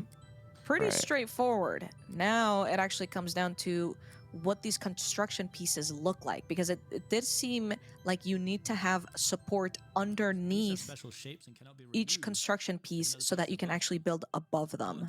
Right. So you have to have the support point. The pieces that have special shapes, so they're not all the same shape, and they cannot be removed if there's a piece that's already above them. So you can only remove your shape if it has nothing on top of it or above it already, meaning that you can mess up once, but not twice in that case. And you also have to be aware, as like you mentioned, Jojo, to always have a support point to not let your tower collapse. And basically it's simple. You just have to ring that bell. The last 2 teams that ring the bell will be eliminated, or don't ring the bell, I guess, possibly. That's right. So we're going to be seeing 10 players potentially get eliminated just from this one game, which is a little bit scary. Seems like you definitely want to go fast, but you want to be consistent as well, right?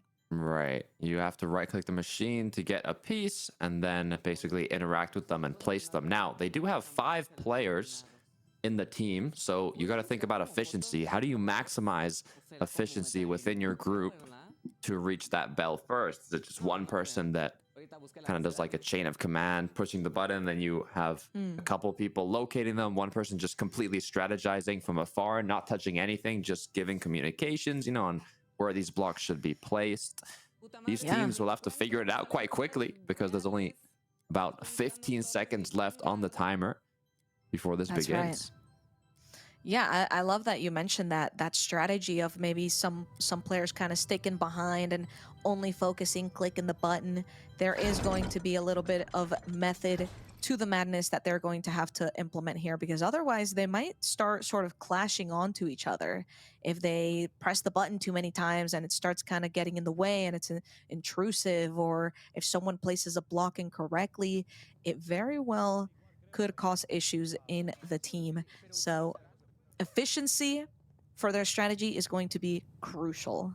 Right. I mean, if you're thinking about it, so logically, the easiest and quickest way to get to that bell, if all the shapes were the same as the blocks that are above the machine, would literally be just a spiral staircase straight up to the bell. But the issue is, in the instructions, it said each, well, not, I don't know if it's each shape, but there are various types of shapes. So if, for example, you're making that staircase out of the cubes, but then you get like a longer shape and you don't have a support under it, you're gonna have to extend that spiral staircase, which will take longer. So I'm trying to think how the fastest route might be towards the bell, and you know, that's what these players are gonna be trying to think of as well.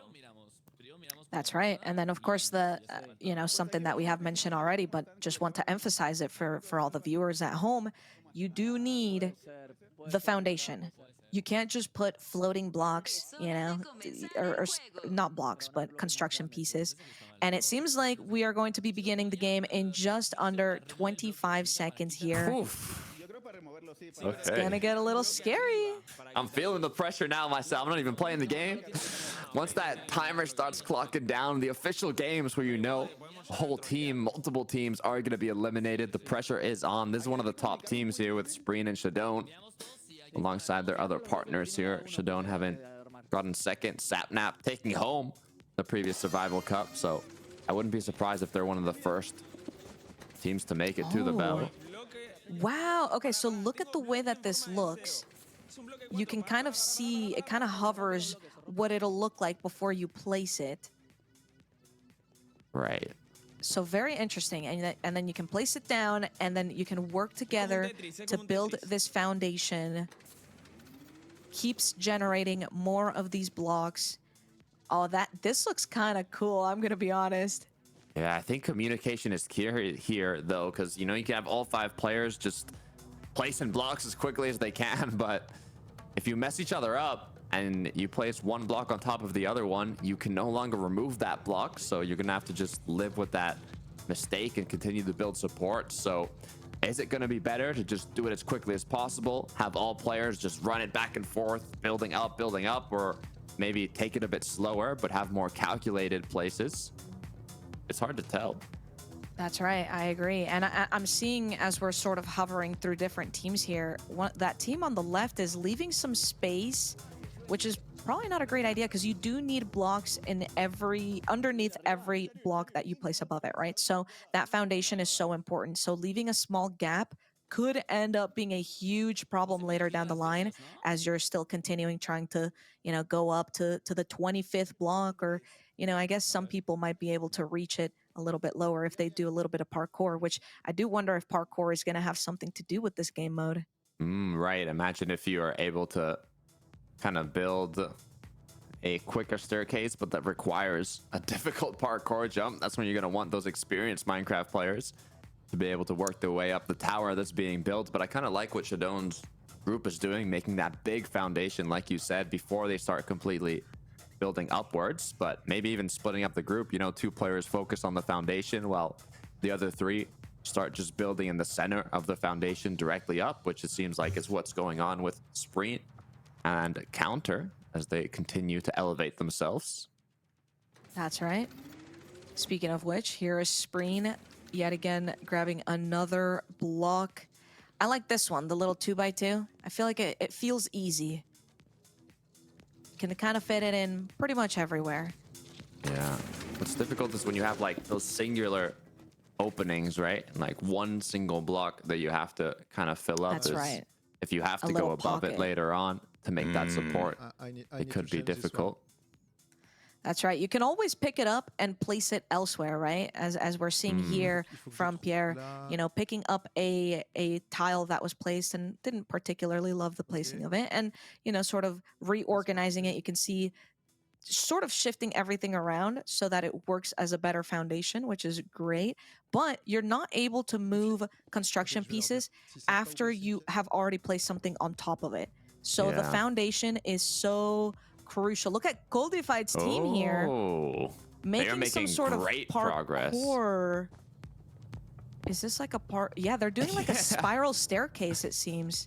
But it's like a spaced out spiral staircase, right? You have kind of different sections, some jumps, but they definitely have the most height currently from what we've seen. And I guess they're choosing to make kind of this center piece with all the flat horizontal blocks just as high as possible and building around that so they can kind of climb their own tower they're making through jumping. I was trying to think, you know, would it be worth it to have a couple players just strategizing keeping the foundation flat while the others, maybe even just one player focuses on building that mid tower and then the other two focus on kind of the surroundings of that tower to climb it? That's right. Honestly, I'm realizing that this team, you see James and this team have actually placed all of the same similar looking construction pieces in a tower, and then they're just grabbing from it when they need it. So it's kind of a good strategy because then you're not, you know, sort of waiting for the machine to sort of spit out the shape you're looking for. You already have it placed somewhere, and then you can grab it at will, which seems to be like a pretty good idea, although somewhat kind of counterintuitive there because they blocked their own jump, but you know, I'm sure they're gonna fix it. Yeah, no, I like that you pointed that out as well, as they just kind of, we were wondering what those mini towers they had around the center one was, but it's just the same block being spammed. And so far, they are in the lead, it seems, in terms of height. And to be honest, a lot of the other teams are in quite a similar situation. I don't see anyone that's doing particularly poorly and anyone that's doing extremely well. I mean, Goldified teams is at the top, but you have Sapnap and Shadow's team. They're getting close to their height. Oh yeah, I mean, I feel like this team, Goldified's team, is very evidently so much more ahead than everyone else, but they might be reaching a bit of a roadblock there because they might have made their spiral staircase a little too thin, which is a problem because, again, as we've mentioned, you need that foundation block so that you're able to continue building on it. So the spiral can't keep going infinitely. Right. And that bell's high. I mean, you see it, 21. How that's pretty high far up there. A lot of these players are still from reaching it. It's going to come down to the wire for these last two teams that are not going to make it. It almost feels like some of these teams are just kind of placing to place. I don't know. I mean, there must be a method to the madness. It's kind of hard to, you know, see their vision when we're barely, you know, kind of poking our heads in for a few seconds or so. But I mean, I'm hoping that Philza and his team are able to sort of gain that lead because I do like a lot of those players. I do not want to see them eliminated today. Yeah, I don't see anyone get eliminated, but unfortunately, just in this mini game, 10 players will be eliminated. 2 teams. It's already been told. We will see who ends up making it out, who doesn't. So far, it does seem that I don't think there's a specific strategy per se, but I have seen at least 2 teams now do Goldified strategy by using those kind of 4 blue blocks that are just a straight line to stack them on top of each other and just keep going up. And even here, we have the same being done, but with the cubes, right? The yellow golden cubes. That's right. And it seems to be working quite well. It does indeed. Trying to make this piece fit somewhere. It's kind of hard to figure it out sometimes, but you can see their staircase isn't particularly, you know, a staircase, but if you parkour around, you can still get up. So it seems like maybe that's what they're going for. As long as they're able to make the parkour jump, that is what matters, because ultimately you have to ring the bell.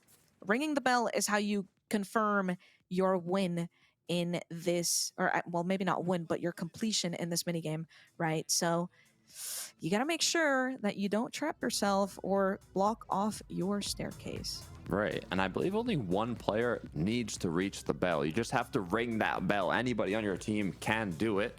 So as long as they're able to get one player up there, it should be more than enough, as a lot of progress is starting to be made. And like I mentioned earlier, more and more teams are starting to kind of follow that strategy of using the same type of block to just build a stack and then do some sort of spiral staircase around that stack that's already been built to elevate yourself. That is correct. You can see, I mean, this foundation is huge. They have spawned in a lot of blocks here, and yet they're still just about halfway. Seems like some of these they can't even place because any block that you, or construction piece rather, that you try to place needs to have that foundation piece. Right, you cannot be floating here.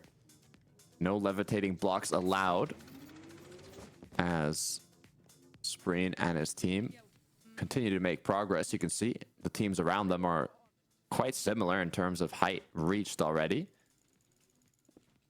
Similar to earlier, right. I don't see a team that's like very low. I feel like a lot of these players are gonna reach that bell at a similar time, so it's gonna be hard to tell which two teams won't make it.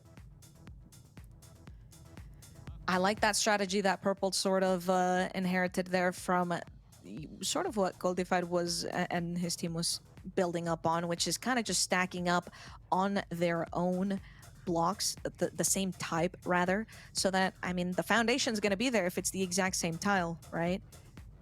But to make sure that you can still parkour around it, over it, what have you, so you can actually make it up that staircase and click on that bell. Right. And it gets harder and harder the higher you get, right? Because your sort of tower that you made in the center gets thinner and thinner the more elevated you get. And then you have to create more supports on the edges, which means more blocks. And overall, it's going to take these players quite a bit longer to reach those kind of final blocks towards the bell versus those initial ones that are closer to the foundation. It's probably around, what, 25? I don't know if it's at the 25 block mark or the 21 block mark. I think it's 21 blocks to reach the bell, so that is quite high. That's right. You can see it on the wall. As we mentioned earlier, there's a sort of... Sorry, I was just listening on that. One team has already rang the bell. And it looks like it's Spreen and his teammates. It seems like all they did was pass each other the same type of block and stack up on it instead of actually building a staircase in order to ring the bell, which is, I mean, that's one strategy, right? Hey, it worked out. They were the first team to make it, so that was definitely the premier strategy. If it works, it works, right? That's See how true. they're kind of doing that? They're breaking the block and then placing it beneath them. Seems like we're going to be able to see the exact same thing happen here as they sort of build up on themselves there. Placing it beneath them. Goldified ringing the bell. There it is. Team B doing the exact same strategy. But this is just going to cause that much more pressure on the teams that might be a bit far away from the bell. You can see even the team beside Goldified's team is feeling the pressure now as their opponents, their neighbors, you could say, have already reached that bell.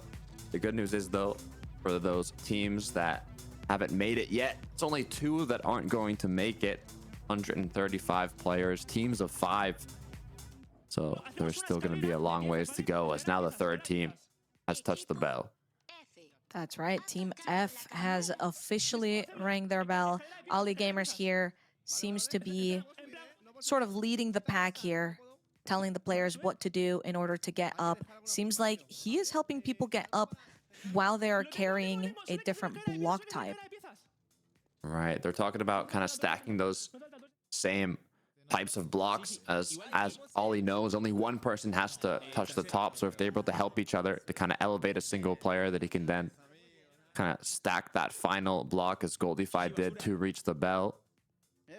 That's right. Another team, Team V, has rang their bell. So of course, here they are continuing. Another team, Nuvia, trying to make their way up as they're letting their teammates sort of place the blocks beneath them. Barker Gamer has made it alongside his teammates, as Axel said. Rashida and a lot of creators here getting closer and closer to the bell. I'm curious to see how long it's going to take for these last teams to make it. That's where they're going to start really feeling the pressure. Now they're probably thinking, okay, only a few teams have made it, maybe 4 or 5. You know, there's still a lot to go. We don't have to worry about it yet, but as time goes on, they're going to get more and more pressure on their back. That is correct. It seems like this team is maybe still trying to figure out how they're going to get that support in order to make it all the way to the top, which is the scariest part. You can see their heart rate monitor. They were at 103 there. All he's saying, I just need one more block and I can reach the bell. One more. And all he needs is a line. Right. If someone can place a line below him, he can grab that block and then jump on top of it and place it himself to then reach the bell. I see a line all the way to the right there. Yeah, you see it right there. I think he's calling it out right now. Saying, I need that line. I need that block. As yep, yeah, you can hear him. Makes it as well. And it's stressing him out, you can see. Yeah, everyone is already holding a different block. So he's like, grab the blue one, please. Or maybe. Okay. He's calling out to get another yellow one. Yeah, he's saying, drop those 2 blocks you have. I don't need them. I need a yellow and a blue. All I need is a yellow and a blue. He says, I need a light blue and a yellow, and I can reach it. Because with the yellow, he can place that cube, which will allow his teammate to pass him the blue one. And it will be just someone enough holding height the yellow. That's important. to reach the bell. Well, I can feel the pressure through the screen. Oh, there it is. They finally grabbed the light blue. Finally, they have the yellow as well. Now they just have to make it all the way. But 2 more teams.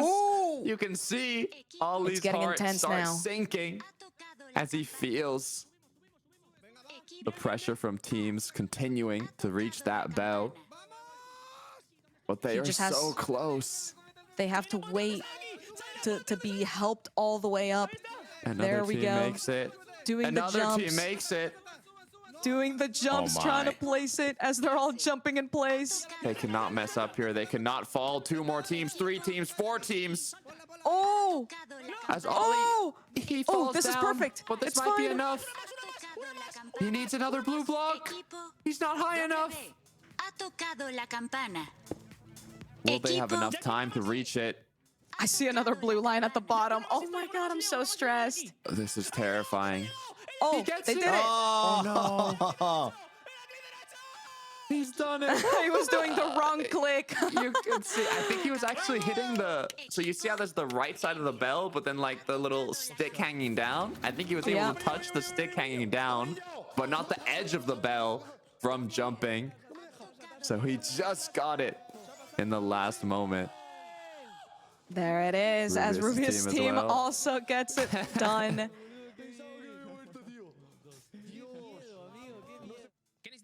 I wonder how many are left.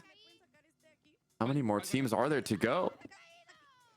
Someone got stuck in a hole. Oh no. Well, we've seen a lot of letters already been called out. I can't imagine that there's much more teams left. This is where the nerves are going to start kicking in for these remaining teams. Oh, it's kicking in for me, and I'm just here watching. Mariana being one of the participants that's yet to make it with his squad. Trying to get a specific block, it seems, and they are quite a distance away. Oh, come on, find the angle. There it is. All right. Just continuing to stack. I think people are beginning to understand how the stacking is going to benefit them here. Right, have a little parkour jump to make their way up, but still a ways to go. If I look at the opposite side as well, I see at least 4 teams still building, and then we have 2 teams building here. So I'd say at least 6 teams, at the very least, are still going. Most likely quite a lot more. But 2 more teams have done it. Could drop it down to 4th if all the It teams we could. saw are the last ones. Oh man, it's starting to get a little bit intense here. We're down to the final team. Some people getting stuck. I'd have to say they can't be much more than 5 teams competing now. For these final slots, 2 of them, which will not make it past this round. People taking their screenshots as they've already completed it. Little celebration victory pose.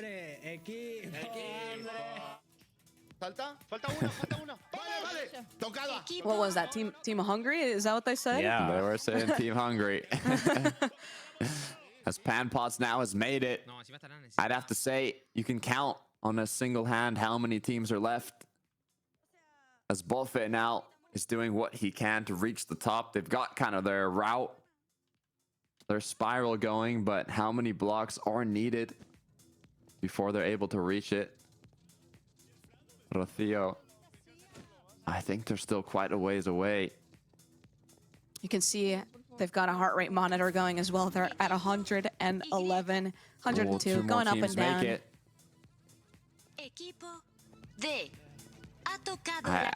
There's got to be like 4 teams. These have to There's be maybe gotta the be. last. This could be the last slot or last 2 slots now for the rest of these teams. Kind of hard to tell. Oh, Oh, no. no, someone got Mario. trapped. And He's stuck.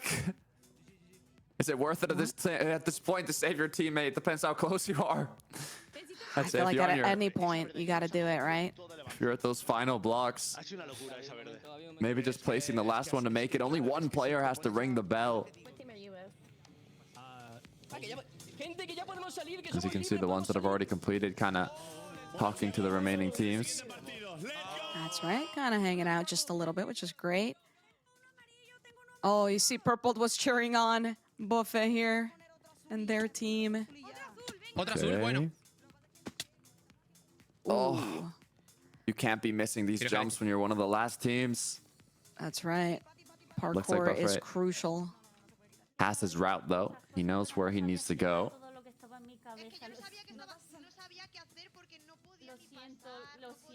Like another team has made it.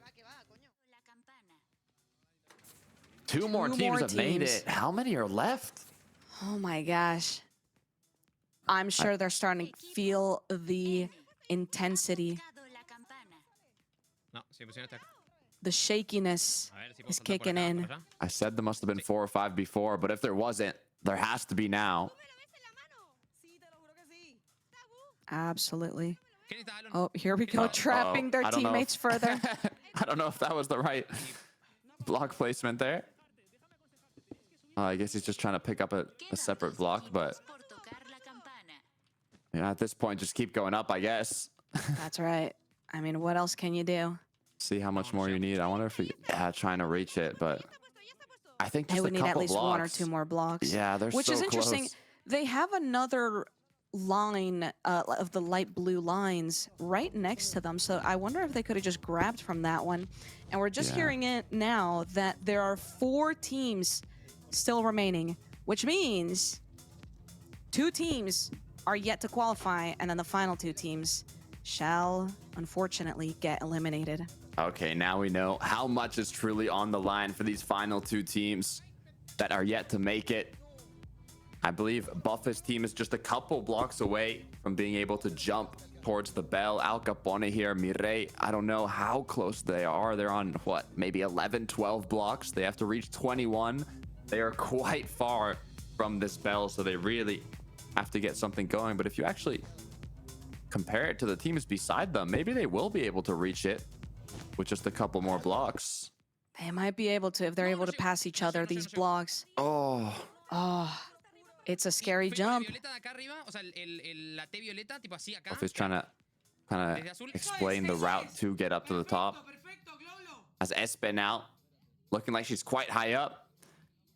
Maybe Just if her needing teammate... another yellow tile, it seems, to be able to make it. Good comms talking about that she wants that square cube, but no. They're not going to be able to place it, Yeah, she's gonna unfortunately. need They do another need one. it. I do see one of their teammates holding one, so if they're able to get up in time and pass it over, that might be exactly what is needed here. Buffet's team here is an interesting one, because if Buffet is able to sort of get up on that blue line that already exists and some teammates pass the blue line, then it'll work. And another team locked in their secure spot. There's only one team left that can make it. As Buffer now climbs one more block up, but it's not going to be enough to make it to that final blue tile that he's just placed. As Espe now. They're so has close. He done it? Oh, he's high enough. I think Buffet's high enough. He just has to get the click right. Yes, that's so unfortunate. I think they're doing left click instead of right click.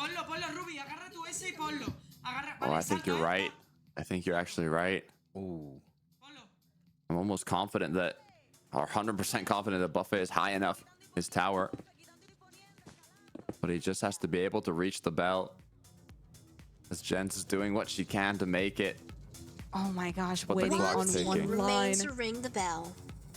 Oh, it's the race. It's the race for the final bell. The pressure is on. The jumps come through. Buffer's unable to make the second to last jump as he has to continue the parkour once again. Is he going to need another block? Is he going to be able to make it? No. Trying to find a route, a path to get to the top quicker. But he's sounding confused. I wonder if the route has been broken. He needs a new block to be able to make it to the top. And this just might be what leads to their demise if they cannot ring that bell. Two of the teammates fell into a hole. I don't know if you noticed that at the very end, but they're working with 3 people right now because 2 of the teammates fell into a hole and they couldn't get them out. Oh no. Seems like they're trying to get this timing down so that they're able to pass each other sort of these yellow blocks without getting pushed off. Yeah. You can see Espe's trying to jump and let her teammate place the yellow block, which they've successfully done, but she just needs one more. I think she makes it after this block. If she doesn't fall, this could be it. Espe, Wrong click. I think she can make it, actually, if she tries clicking it again. They're using the wrong click. Luca's going to try and do it. She might be too far forwards, though. Oh, She's definitely punching that. She just needs to use the other click. Oh, there's so many players around her. She got the block. She can place it. This is it. You got a right click, Espe. Yes! The excitement, the celebration. Oh my god.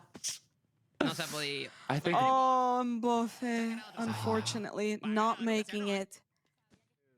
You can see him smiling though, giving good comms to his teammates. They did the best they could. At the end of the day, there was 2 teams that were going to get eliminated. Thank you. It has to happen, unfortunately.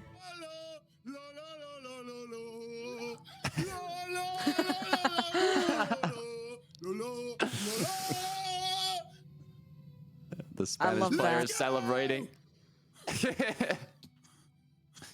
The chanting, you love to see it. You can see Espe is definitely feeling a lot of the tension finally lift.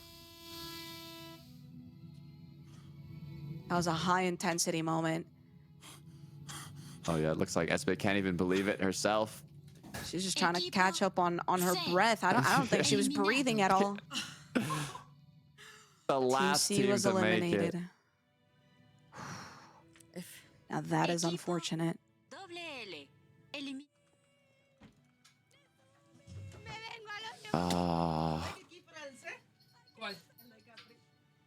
Buffet. Someone came into his room.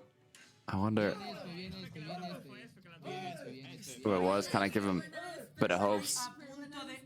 As Espe now saying she's about to pass out. Honestly, I was about to pass pressure. out too. You can see the nerves. She's shaking. The shaky hands. I know all about that. But they made it.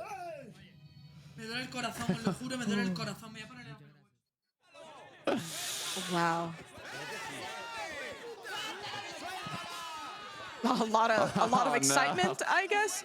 Well, I believe the guards are taking the players out here, and the participants are rebelling. They want it to happen. They're saying, drop them. Let them go. Let them be free. Let them keep playing. No, there they go as they get carried out. What a way to go down. Every round that these players get eliminated. It's an, oh my gosh. No. I was going to say, it's always such a cruel way. And once again. This is how they get eliminated? Into one of the block machines. Alex, no. Alex, no. Hold on. Goodbye, friend. It's not time. The first of many. 10 players to go down. Alana as well. Oh, no. Alex, now's your time. Alex, run away. Run. Oh, no. Oh my. Oh my gosh. Beautiful fireworks. Yeah. Did you guys see what I saw? Into no. Oh no. Oh my. He's They been turned it into a block. Player 84 eliminated. That's the last block they needed to ring the bell.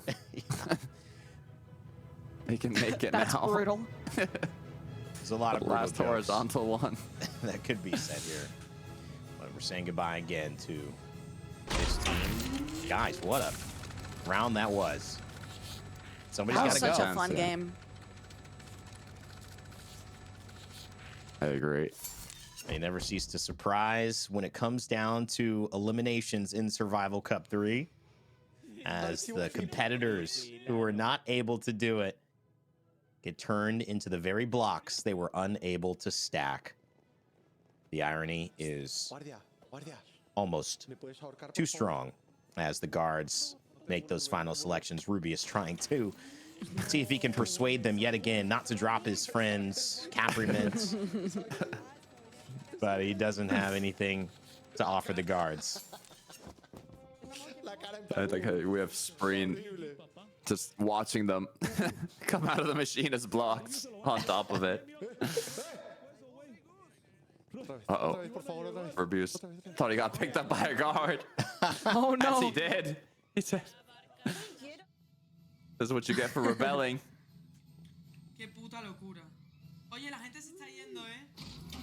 SB not even wanting to be near there, knows that was almost her and her team's fate.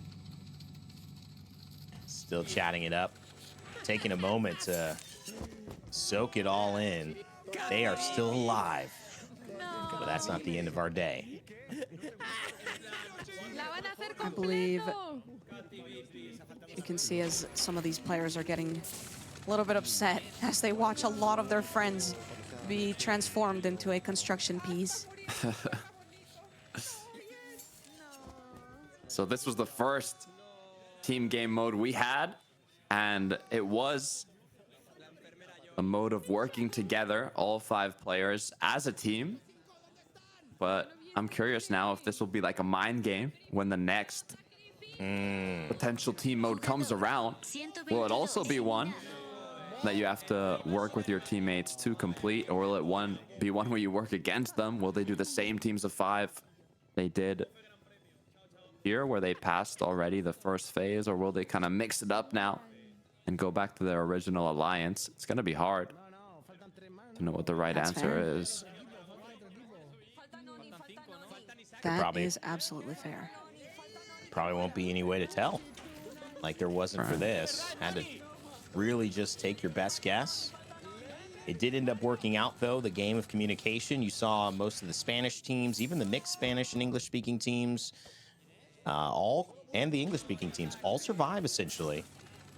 Which is interesting as well, because I feel like early on, a lot of the teams that we were spectating weren't even talking to one another. It was almost like this non-verbal sort of agreement of, okay, place blocks, start a foundation, and then we'll figure it out as we go, which I think it ended up working out for, you know, a lot of the teams who finished on earlier on, of just having that understanding. Maybe some of the teams, these 2 teams that got unfortunately eliminated, maybe they didn't have that sort of understanding to begin with.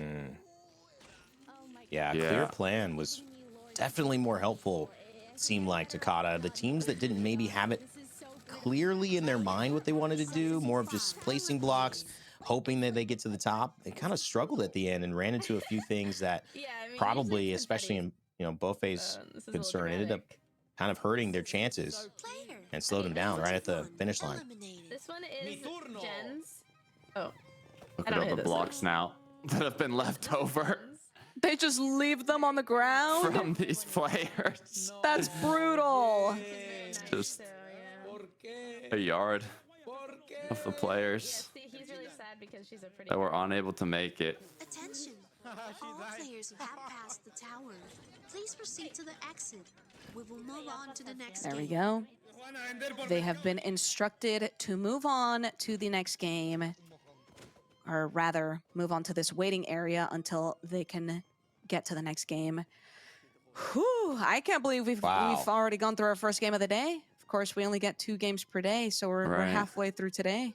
I mean, we had the little bonus round, right? The nighttime and our first game. As now we'll have one more game as we get closer and closer to only the halfway point of the 3rd Survival Cup. Already 15 players have been eliminated today. Will we see more? The number is 125. We started off with 140 here in day 3 of Survival Cup 3, and the question is, how many more? Welcome back to the camera scene as we give the players a chance for a little bit of a break. Rain Day, Jojo Solos, and Tukana calling the action with you.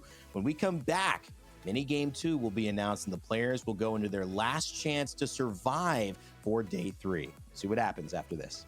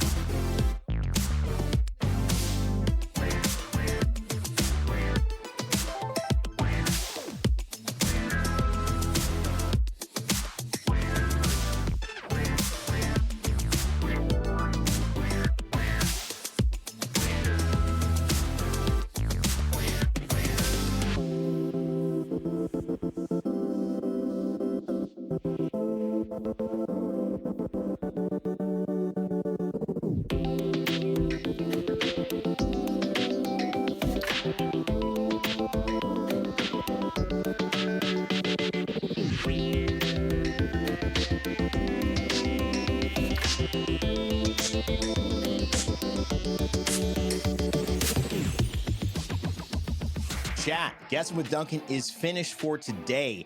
Check out the Duncan leaderboard to see your placement. A friendly Twitch staff will reach out to confirm prizes for the top 10 scorers. Come back for the next Twitch Rivals for your chance to play and win. And chat, when you want a satisfying meal for just $6, Duncan has just what you need. Try the new $6 meal deal and get medium hot or iced coffee and a bacon and egg cheese sandwich plus a side of hash browns for just $6.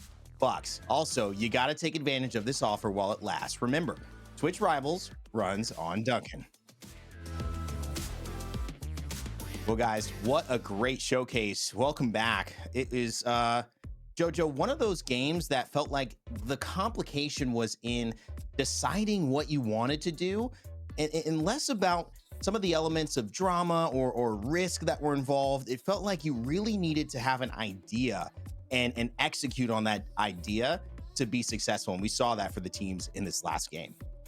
Yeah, I think it came down to sort of assigning one person to sort of be the leader, be the voice of the team, because I feel like a lot of people who might have struggled were either having clashing opinions or just weren't listening to one another. I think if you're all on the same page, you agree to one idea, listen to one person, or you know, you all make that unison decision. I think that's how we got to see some teams sort of make it to the end. I mean, not to mention the strategy of just kind of stacking up on yourself and reaching for the bell with a bit of a jump. I mean, I don't know. There were many layers to this. Yeah, I mean, it was a lot about teamwork. We've talked about being able to socialize with different players and participants to kind of form a team, but it's a whole other aspect to lead a team, right? Especially in these team game modes. So a lot of the players that were able to kind of focus on that, Shadow's team, Goldify's team, were the first ones to do so. And we'll see if that kind of carries forwards in the next mini games.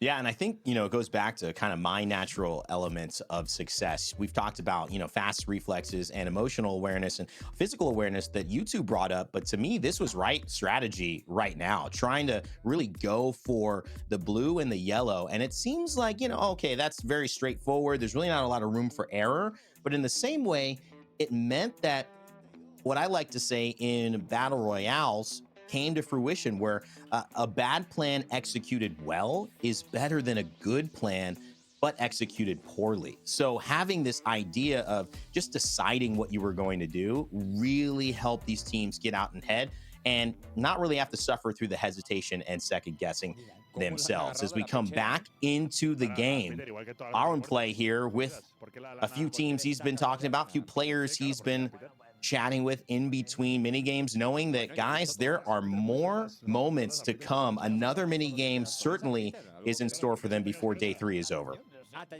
Oh my gosh. And it makes you wonder what the next minigame is going to be, right? Because we had the clues in the dorm room, right? Where there's like the paintings on the wall. And so we already saw what the first game was, which was like the tilting blocks. That one makes sense because that was the tower.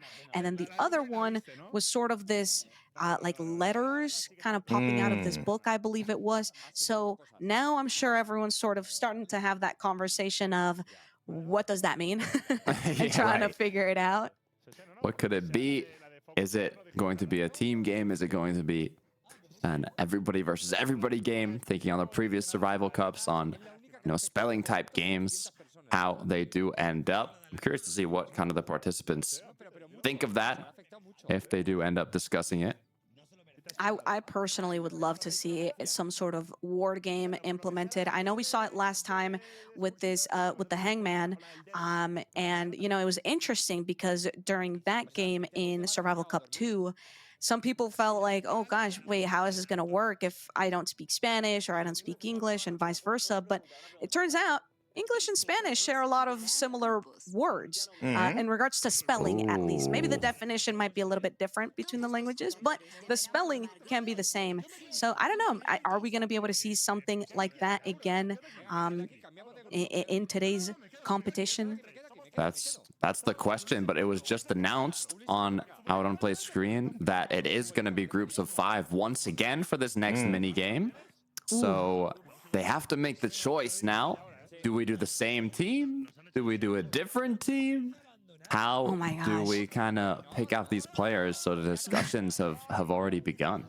This is kind of a play on their mental, right? Because they just did a team game where they work together. Are they potentially thinking maybe they're going to have to work against each other now? Or is it going to be, once again, a team game? I feel like there's so many questions up thrown in the air now.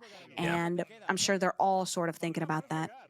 And you have to also kind of think about what went well with our team and what maybe didn't. Was there a player that stood out? As hard as that can be to make that call, you know, if 4 players want to stick together and they want a new 5th, that's a difficult kind of lane to transfer because you still don't know what the game is going to be. Chat, what do you think? Stick with the same teams? Maybe throw a 1 in chat if you think they should stick together, or 2 if they should switch it up. Also, chat, our friends at State Farm need your help selecting the perfect moment for us to shine a bright light on during today's State Farm Spotlight. While you're mentioning whether you think the team should hang out with each other, check out the poll now and choose the spotlight that you'd like to see us break down later in the show. So, Kata, what do you think? Just keep it together? That's probably where I would go. Keep it together, stay calm, stay collected. So what you said earlier on, Rain, especially in these team modes where pressure can really get to you. We saw Espe's reaction in the last moments of the game. Her hands were literally shaking from the nerves. So being able to now get that bit of time. I know, Jojo, you said you like this time in these tournaments where you can kind of relax again, get focused up, get locked in, and then prepare yourself for what's to come. Oh yeah, Tokata, I'm actually there with you, with the both of you actually, because I think I would want to stick together with my current team. You know, if it ultimately means that we have to betray each other, then I'd rather go down with some of my friends than to go alone. So I don't know. I feel like in regards to where am I benefiting more, I think there is more benefit in sticking together with some alliances. So I think I'd just commit. I'd commit to sticking with the group. Yeah, I mean, it is a difficult We are choice. seeing a couple people in chat, Seb K1 and Ash Ketchum 995 going with 2. I mean, Takata, what's the thought process if you do decide to split up? What's the thing that would make you split up? I mean, you said it yourself. If maybe you didn't perform as well as you would have wanted to, maybe you did pass the previous mini game, but you were one of the last teams to do so. You kind of got to make that hard choice, or maybe the communications weren't as good and you want to play with people that you might trust a bit more. You didn't do it previously because you thought, you know, you'd have to go up against each other, but there's that same aspect. Maybe it went super well, like even Goldie5's team that was the first one to make it, but now they're like, okay, they're giving us another chance to pick teams. Yeah. Maybe this time around we are going to go against each other, so we should switch it up even though it went so well. And you never really know is the hardest part of the Survival Cup, right? So it's honestly a guessing game at this point on what you want to do, and you just want to maximize kind of your odds in that case. Yeah, that's the thing that would throw me, Jojo. I mean, I love going down with the ship, but is it going to be 2 team games in a row? I mean, what if it's, you know, we're working against each other now? And that is, you know, these are players you know you work well with. If they can survive on into day 4, you've got more allies. You know, you're definitely taking a risk either way. So conversation is still going on.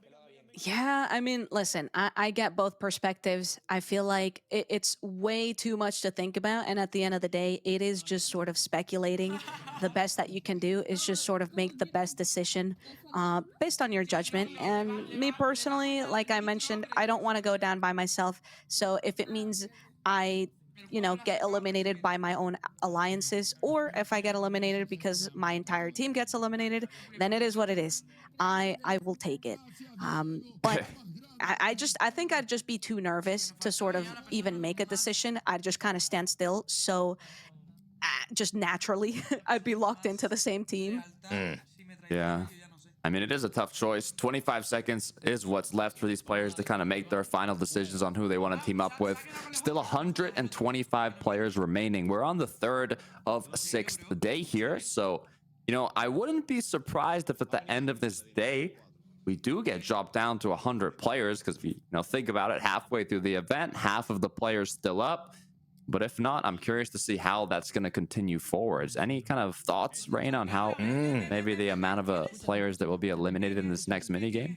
Okay, let's break it down. What has happened over our first 2 days? We've got 60, right? So we started with 140. In 2 days, 16. I mean, that's about 30 each day. So if we followed that same pattern, we would be getting rid of, about 30 today, meaning that we'd obviously get to about 110. So this next game would eliminate 15 players. Now, the game beforehand, that was 10. That was 2 groups of 5.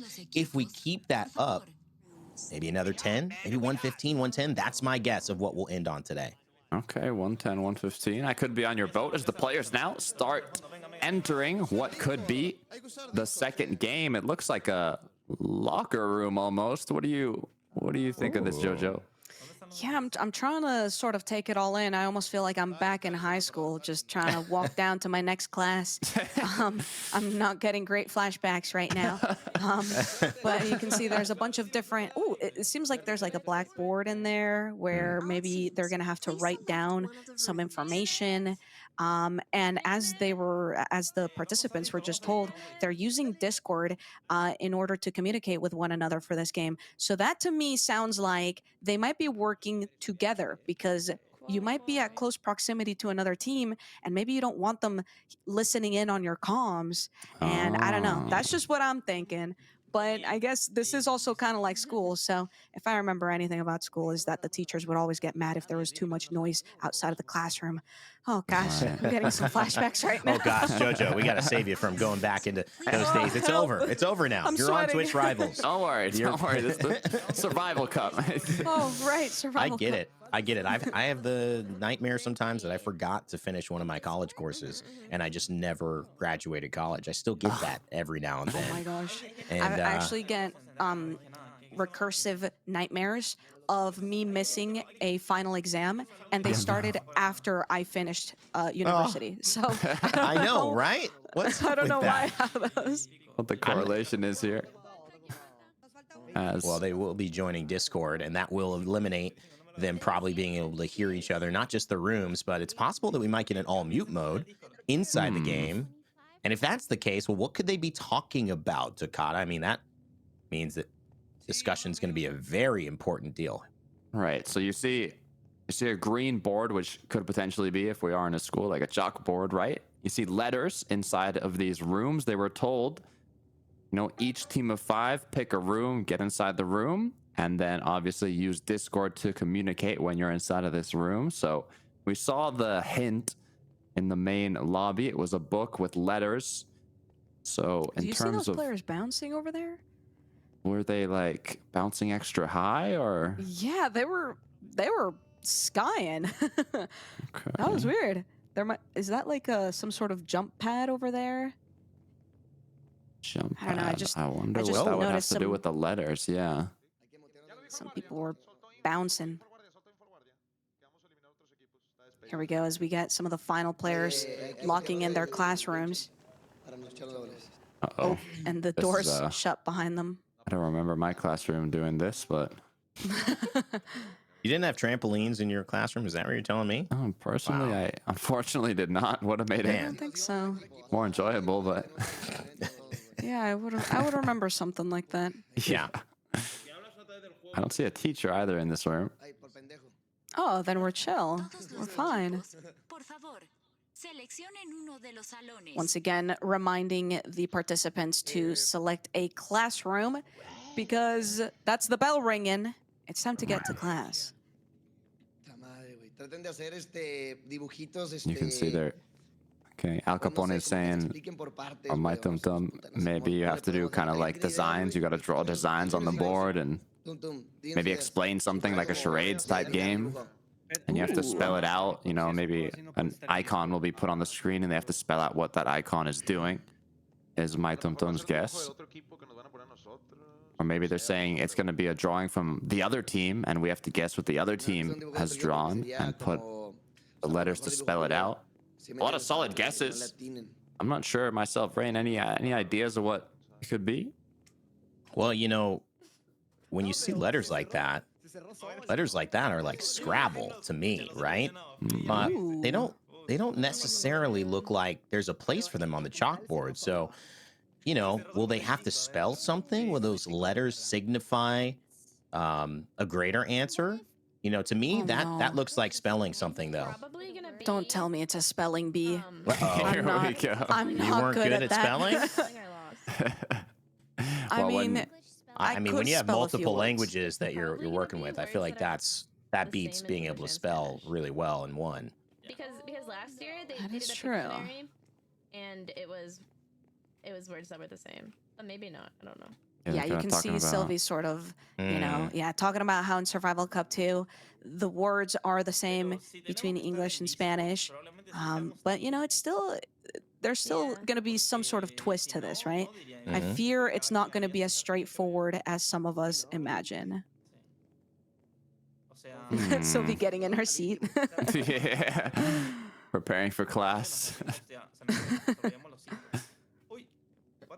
Yeah, I'm curious to how this is going to work, as we obviously have a lot of players that speak multiple languages, as you mentioned, Rain. I don't know how a spelling game would work necessarily on how they would do that in terms of, you know, the language. But it seems that we might get an explanation as what you were talking about, Jojo. There is a trampoline. There it is. What does it have to do with everything, though? Honestly, I'm not sure.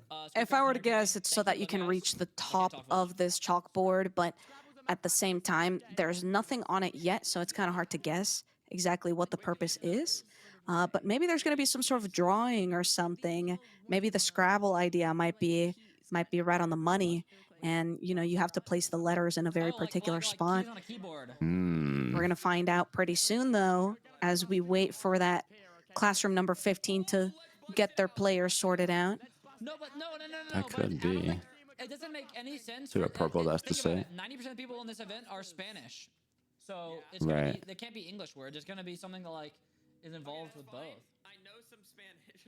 Well, no. But how do you involve both languages here in a spelling game? That's what they did last time. You can see that this team actually stuck together. This is the exact same team we saw from the previous minigame. That it was Tubbo, Filza, Hannah, XX Rose, Foolish, and Purpled. Now they make a funny point, you know, about how, although 90%, I don't know the exact number, but a good amount of the streamers are Spanish speaking. They do have to accommodate for the English speakers as well, which is something that is very important to this event. And oh, here we go. Seems like we had an outlier get lost. They found their class though, guys. Listen, Welcome. it happens to everyone. It happens to everyone. Getting lost, not knowing where your class is. First day of school, you know, you don't know where the rooms are, where the specific classes, but looks like everybody's made it now. The good news. There you go. Again, everyone being reminded to use Discord to chat with one another. Abby se nos unió. Hola, Abby. You can see people sort Welcoming. of meeting one another, which is very cute. It feels like the first day of class, you know, everybody introduces themselves. Give me one fun You did fact that? about you. What's your name? Oh my gosh, I was not good at icebreakers. It is difficult. Like, what's a fun fact about? I don't know. I spend all day sitting down playing Minecraft. Like, I don't know what else to That's a say cool about fact. myself. They're talking about the game. Let's see what they have to say. He said the most important part is, you know, stay relaxed, breathe. Breathing is important. We found that out from the last game. True. Do what we can, do our best, and whatever happens, happens. We got a team leader in this group. I like it. I love that. That's going to be necessary, especially if you have some people who are feeling a little bit uneasy about what might be coming up. So one of the team is a psychologist, they said, so maybe that'll help out a bit. As here we a go. potential explanation might be There we coming. go. Welcome to the sixth game. The game is called That said sixth grade. Chain Words. Oh my god, I knew it. Crossword In puzzle. Oh my god, teams, it's Scrabble. you must solve as many words on the Crossword board as puzzle. possible, using the riddles in the book. Hey, that's actually not a. Wait, To is it? place each Palabras. letter on the board, player must jump on the trampoline. The team will receive a point for each correct letter you place on the board. I knew For it. I each knew it. I incorrect knew letter it. placed on the board, the team will lose a point. Okay, so don't pick one unless you're confident For in it. We each have to agree. completed word, the Okay. team will receive extra points based on their place on the leaderboard. The two teams with the Only lowest two? scores will be eliminated. The Oh, teams okay. with the highest scores will pass this phase. Tubbo, this is your game. This is it. How is this my game? Because you said you're good at Scrabble. What is You can see Tubbo is very confident. Yeah, he is confident in himself for this game. Let's see the full instructions. Yeah, No, I it know will be some English. Spanish. All right, guys, read the directions. Everyone mute. Okay.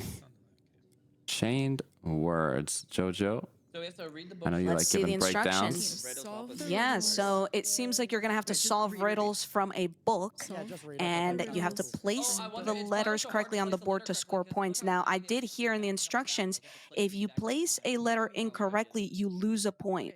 But if you place a letter correctly, you will gain a point. So this isn't Okay. about who completes it first or who does it the quickest or anything like that.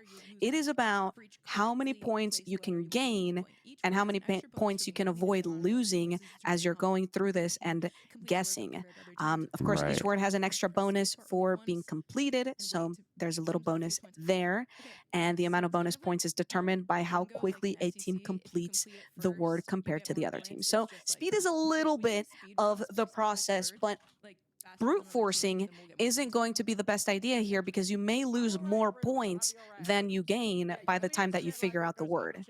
And then, of Yeah. course, on the trampoline, it seems like you need to press spacebar so that you can get that height. It is going to be important so you can place it correctly. And then, as we heard, the two teams with the fewest points will get eliminated. So, Rain, you were right. We're going to go down to Yep. 115 players today. Wow. Oh, yeah. All right. That leaves some question marks for day 4, 5, and 6 because we're gonna have to get rid of a lot of players in that way. Actually, more than half. So looks like the games over the next few days will be even crazier in eliminating players. But right now, big task. And my question is, guys, minute 20 seconds left. The team sticking together, you know, the English team we're watching with Hannah Rose, they strike me as putting themselves in a bit of a, not pickle, but maybe more of a disadvantage because they don't have a native Spanish speaker who can confirm or corroborate or maybe pick up on the words that might be similar in Spanish and English that they're looking for. So, you know, this is why Tubbo felt a little bit of pressure. And Jojo, I think it makes a little bit of sense here now with the team. Yeah, for sure. I mean, even when we were tuning in a little bit earlier, Foolish mentioned that he knows a little bit of Spanish, so maybe they're going to have some sort of advantage there. It's kind of hard to sort of solidify that until we actually see what the riddles are going to look like and what the words will be. But having confidence is something that is so crucial, and that's what I love about Hannah because she is such a natural team leader. She naturally just assigns people what to do, and even though Tubbo freaked out a little bit there for a second, as long as she has the confidence in him, it'll make him feel a lot better about his position in this and saying, you know what, if Hannah believes in me, I should believe in myself. Teamwork is crucial for these game modes. You said it yourself, Jojo, and you can even see, I see already 17 words at least in the crossword on the board. What I'm curious about too is you lose a point for incorrectly placing a letter, and some of them are high up, and you know you kind of have to bounce on the trampoline and place them. So imagine you have the correct word in mind, but when you're bouncing on the trampoline and you kind of just misplace it accidentally, you will lose a point for that. So you do have to be careful.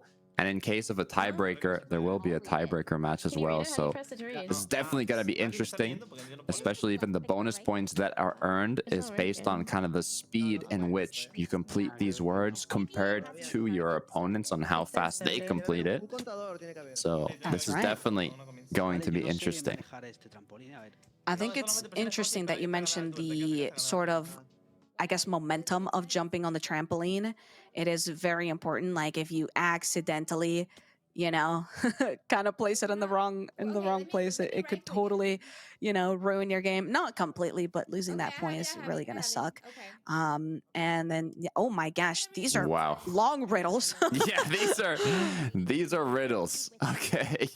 Oh wow. There's vertical and horizontal riddles, which now I guess they will have to solve I'm not sure if everybody can open the book at the same time or only one person at a time can open the book. But if everybody can do it, they could either try and work on the same riddle together or just assign separate riddles to each person and try and just kind of do it individually. But it looks like Sylvia already has a pretty good idea of what a word might be. I think this is opera. Ooh, locking in a letter already. She must have been confident about it. Me personally, I'm not good at riddles.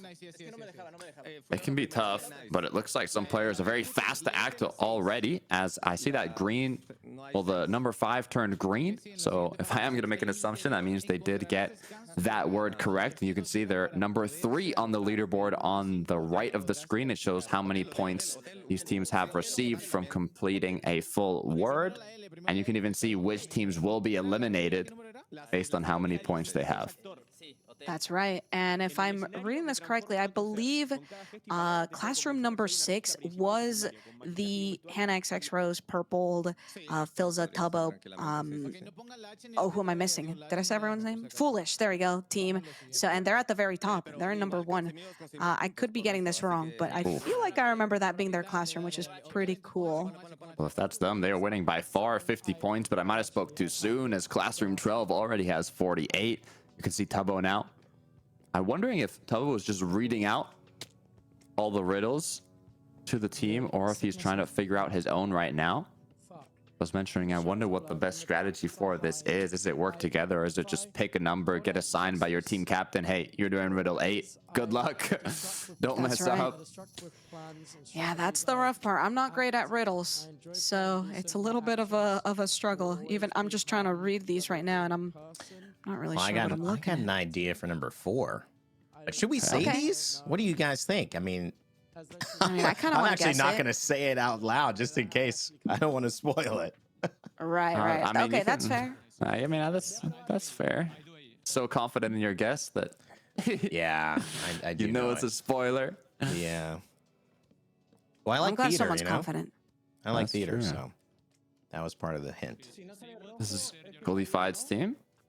I wonder, can you see which room they are on the UI? Does it show up? I believe it shows does it in the when middle, they turn right? around. Yeah, so this, Yeah. so CPK is on classroom 4. Yeah. It was on the wall there.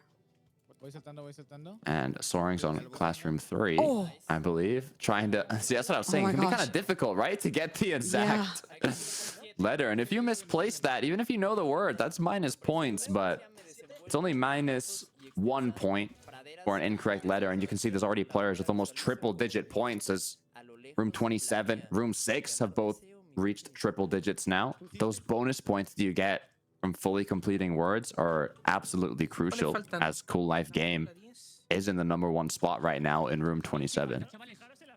That is absolutely right. And of course, we see the time at the very top of the screen here. We are under 12 minutes left in this game. So if you're seeing the leaderboard on the right-hand side and you're seeing your name or your classroom number sort of in that red, you need to start locking in and figuring it out, because otherwise you might be getting eliminated. Yeah, I can see. Kind of listening to the conversations here, and from what I'm seeing is they are kind of splitting up these words, as they're saying, okay, we need 1, we need 6, and they're kind of just putting out numbers that haven't been solved yet and assigning them to players. As Cool Life Game said, number 1 ends in L, and it's very long. It's a difficult riddle.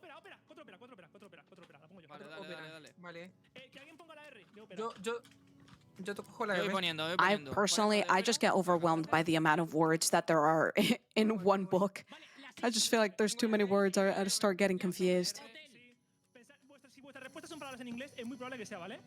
I like the communication coming through from Ollie. He was saying if it's X amount of words, it's very likely that it's a word in English. So he's trying to think now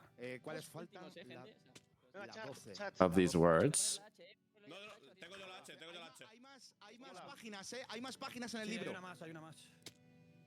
Now, this is the very interesting factor to this entire minigame of having to wait to reach the very top to be able to place it, because it's a little scary, right? You don't want to misplace it on accident.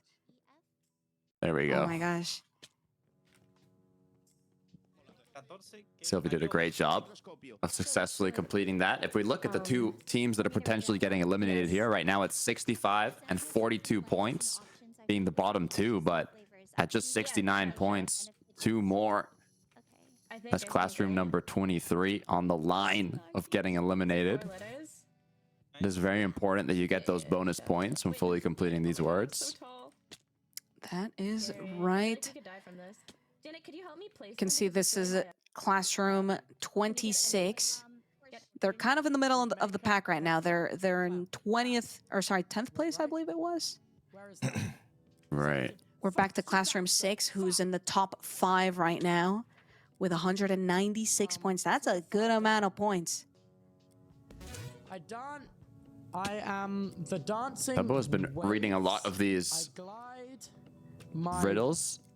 I'm trying to think which might be more, efficient if you just have a player continuing to read these out, or what the Cool Life Games team was doing, which I believe are still in first place at classroom 27. Let's listen in on their logic here. What is this? Surf! Oh, I was thinking like white horses on waves. Okay. What do we got? 7 across ending in F. With precision and practice, I proceed in fields and vast meadows. My destiny, I settle. I utilize the flag waving in the distant breeze. If I wish to win, my initial stroke must be precise.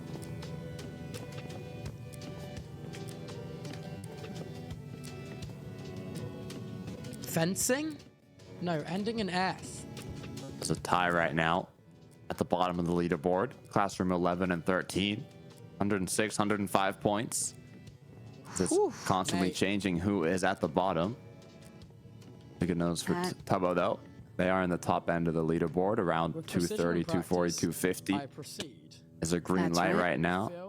But on the low end of the hundreds is where you got to be extra careful. That's right. I love seeing Tubbo sort of working this out and just like reading it over and over. I personally would not know what to do. I'd just sit and wait to be told what to do. But, I like how he's going through this and trying to figure it out slowly but surely. It's not that literal. If I wish to win, my initial I remember Cool Life Game was saying that the first riddle is specifically difficult. It's a very long word. Perfect. So I wonder if they're kind of just choosing to skip that one for now while they get some of the shorter words done. That could be a good strategy if you kind of look at the board, see which ones have the least amount of characters, and then go for those words first and leave those long ones for last. That's true. But it also seems like Tubbo kind of helping out, trying to figure out all of these riddles is working out for this team, as Classroom 6 is officially in the lead with 300 points. The only team in the 300s. So, props to Tubbo. Seems like he's kind of carrying right now. Look at the bottom half, though. It's a 1 point difference between Classroom 7 and Classroom 11, which 11 now is actually in elimination range, as it's just going back and forth. 11 and 15 tied for elimination at 161. We did say there would be a tiebreaker match if it ends up being the case, but there's still 6 minutes and 10 seconds left before the scoreboard closes. So those teams that are around 160, 150 points are really gonna have to put in the work, because they're only just a few point difference. That's just one letter being messed up. Oh yeah, you do not want to be in those bottom, let's say 5 teams, because I feel like it's pretty close in that bottom 5. Especially if you get that bonus from completing a word here, I feel like that would be enough to sort of boost someone up.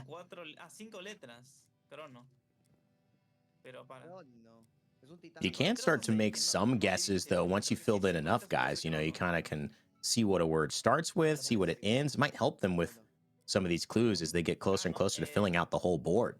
Right. That's true. If you have multiple players doing various numbers at once, you can have that scenario, right, where you have 2 different words connect each other. I was thinking like And That's right. And it seems like. Sorry, you can go ahead and No, go ahead. I was gonna you say can go Tubbo's ahead and almost- announce it. Yeah, almost completed the whole crossword here. They are in first place for a reason. The 7th riddle is all they have left to fully complete this and be the first team to do so. Let's listen in on their comms and figure out how they're trying to work through this riddle. Oh my god, it's golf! It is golf. It is. 3 letters. Is it gonna be golf? Let's see. It's golf. And just like that, Tubbo clutching it up with the realization, oh my gosh, it's golf.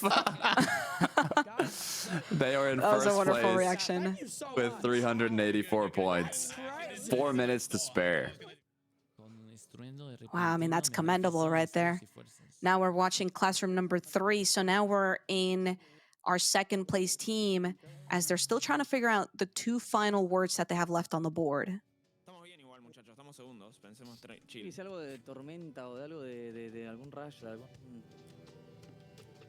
Number 15 is seeming to be problematic for Shadow's team here. It is one of the longest ones. They know an L is part of it. I would say 13 might be easier to do here. It's only missing 3 letters as they think through it. There it is, as they're figuring out what the potential word is going to be here for their vertical word. Oh, it seems like maybe they had it wrong there. Maybe the wrong word. Letter, excuse me. The wrong letter, yeah. There it is. There we go. We're currently watching Classroom 5, who is in last place. They still have 3 minutes to clutch it up, because even with just the completion of that word, they were able to go from 25th place to 24th. As long as they're able to get a few more points, they're going to be able to pass Classroom 8, which is currently 2 points away from potentially dropping into the danger zone. That's the thing. You say last place, but the way I look at it, I mean, they're so close that there's 2 minutes and 45 seconds left. These teams that are in last place, it's not by a lot. All it really takes is one word to get those bonus points, and it will launch them back into qualifying range, but they just can't get to a stalemate. They have to continue working through these problems, maybe even splitting them up. They can get 2 bonuses at a time, but they do have to lock in here for these last 2 minutes. Lock in, indeed. We're watching Classroom 11, who is in 23rd out of 25. So they can't be making any silly mistakes here, because losing a point could cost them their entire competition here. They need to be completely sure on what they want to lock in for all these letters and these words in the final 2 minutes of the game. Nice placement on menu. Brought them up to 242 now. Getting further and further to those 2 elimination thresholds. Right now it's Every team 5 and letter 8. is so important right now. Yeah, you really cannot mess up a letter. You do lose a point as a reminder by messing these up. So even if you want to just keep on guessing, it's almost not worth it. It seems like they just found a word. I think it's for, yeah, the top right crossword, it seems. Let's find out if they have it right. They're trying to get the right height. And it looks With like 1 they have minute done left. It's scary.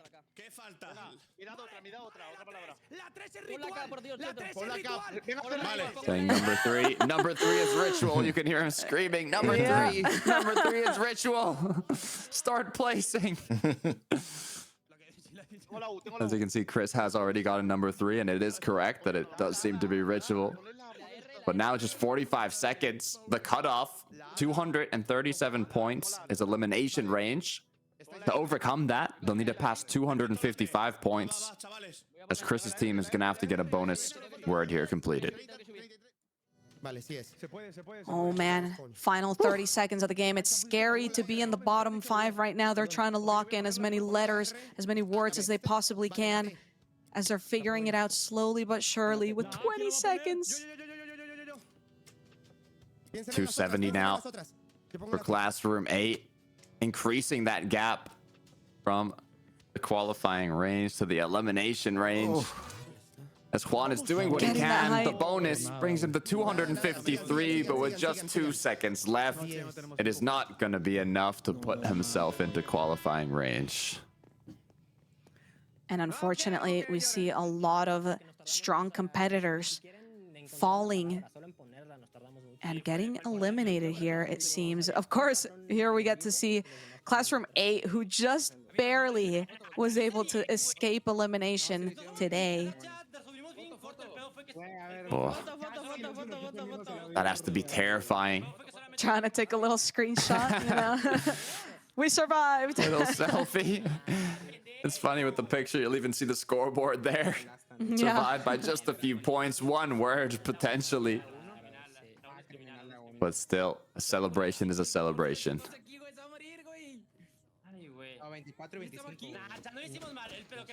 You can see they're going up to Classroom 14. That door isn't opening. Uh-oh. Not a good sign. Classroom 14 members feeling a little bit sad. Yeah, it was difficult. What, 17 riddles to be solved. Talking about some of the words, he said bomba, which is bomb, but it wasn't correct. I mean, yeah, that's the hardest part, right? Because you also have to be thinking what word works in Spanish and in English, right? And if you don't know any English or vice versa, it's kind of hard to make that sort of guess Right. of, I don't know, is golf a word in Spanish and in English? So, you know, sort of making those last second decisions. Unfortunately, it paid off for some people. Yeah, I mean, that's a good point to bring up, that the main advantage would be those bilingual players, right? As you said, everyone had the same crossword, and even some just had the riddles in English, some had the riddles in Spanish, but they were the same words that were being spelled out. So if someone kind of figured that out quickly, they would have known that, okay, this word has to be able to be said in both languages. So that's right. Everyone got it. Everyone got almost. Oh my god, everyone. We survived. listen to what Sylvie's reacting to. Everybody's finishing the whole crossword almost. All you can see as they notice, there's a team still locked in their classroom as they're unfortunately going to have to say goodbye to those players. Guys, only 4 words missed there in total out of all of them. And that was enough to not make it through. I mean, very, very straining circumstances for these players. They did a great job, but you had to be fast and you pretty much had to get it all right if you were going to move on. Tough task, but our teams were able to complete it. Wow, I mean, you can see as the players are realizing who is about to get eliminated, trying to see if there's anything they can do about it. Escape the classroom. Find the way out. I don't think there's going to be a route to. As them reflecting now on the words, the ideas they had.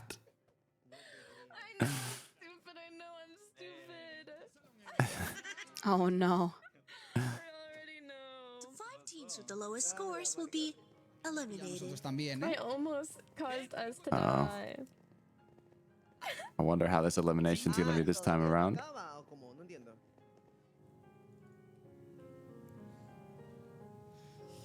No me di cuenta. That's Chris now. No me pude despedir. Looking at all the players freely wander around as he's in detention, waiting for his fate. Wow. Teníamos las mismas palabras todos. ¿Cómo no me di cuenta de la I'm asking if we all have the same words. They did.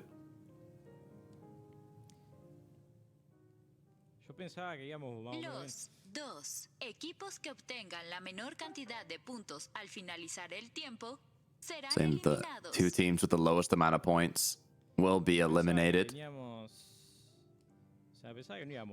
is what was said.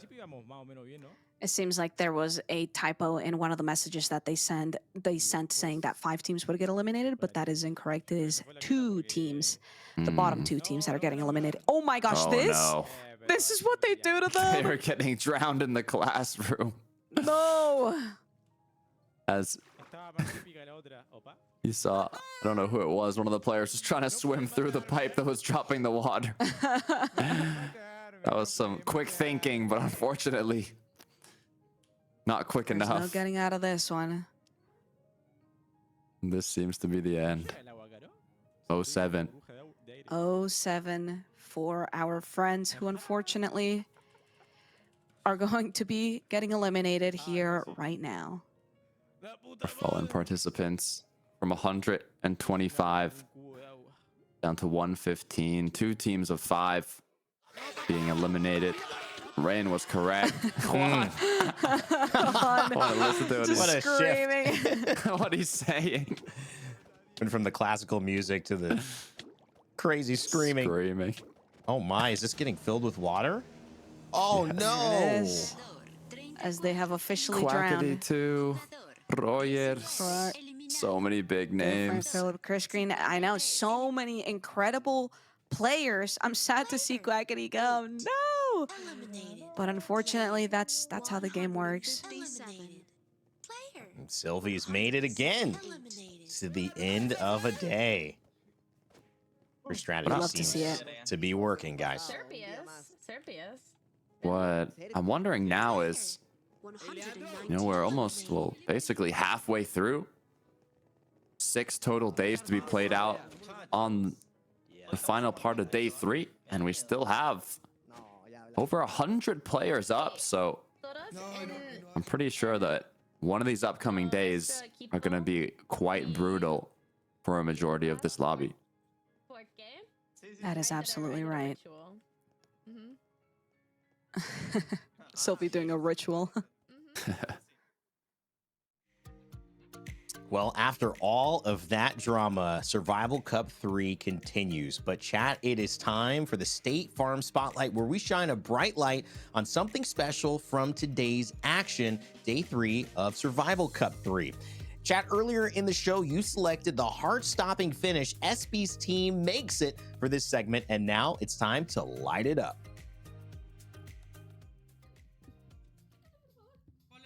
Let's take a look. This was that final moment. We talked about it. Oh my gosh. All they needed to do. She's holding her breath. You can tell it's hype when she hasn't even let go of her mouse yet. She's still clutching. Yeah, like she's still got to hit it. Vamos is screamed there by SB, and well-deserved as she takes the win and moves on to the next round. Before we get back to the gameplay, let's shine one more quick spotlight on our friends at State Farm. Whether in-game or in real life, State Farm is on your level. And like a good neighbor, State Farm is there. And that brings us back to the classroom. Some people excelled at school. Some people did okay. Some people have nightmares about it. Well, you could see why, because just missing a few answers on your test or your crossword can be the difference between staying in the games or going home. And CPK, lucky to be alive and happy to be in this line for the competitors that have made it into our top 115 and approaching the end of day 3. That's right. It makes me wonder if those people who unfortunately didn't get to complete the final crossword puzzles there, or the riddles rather, didn't check the back of their test. That's what happened to a lot of people. You didn't check the back and you forgot 5 questions. Uh-oh. Yeah, you're bringing up some trauma right there. I totally I do that have too. some Wow. high school trauma. I do. The back I'm sorry of the to have to test. unfold that here. The pop quiz. Oh, man. Oh, the spelling bee. No, not again. Not again. The final with stuff you never talked about in class but had to read on your own in the textbook. I mean, come on. Okay, that was just rude. That was the just last rude. shot. Yeah. as now the players will be going back to what I can assume be the main room with all the beds where they were fed, where they broke their bottles and started attacking each other.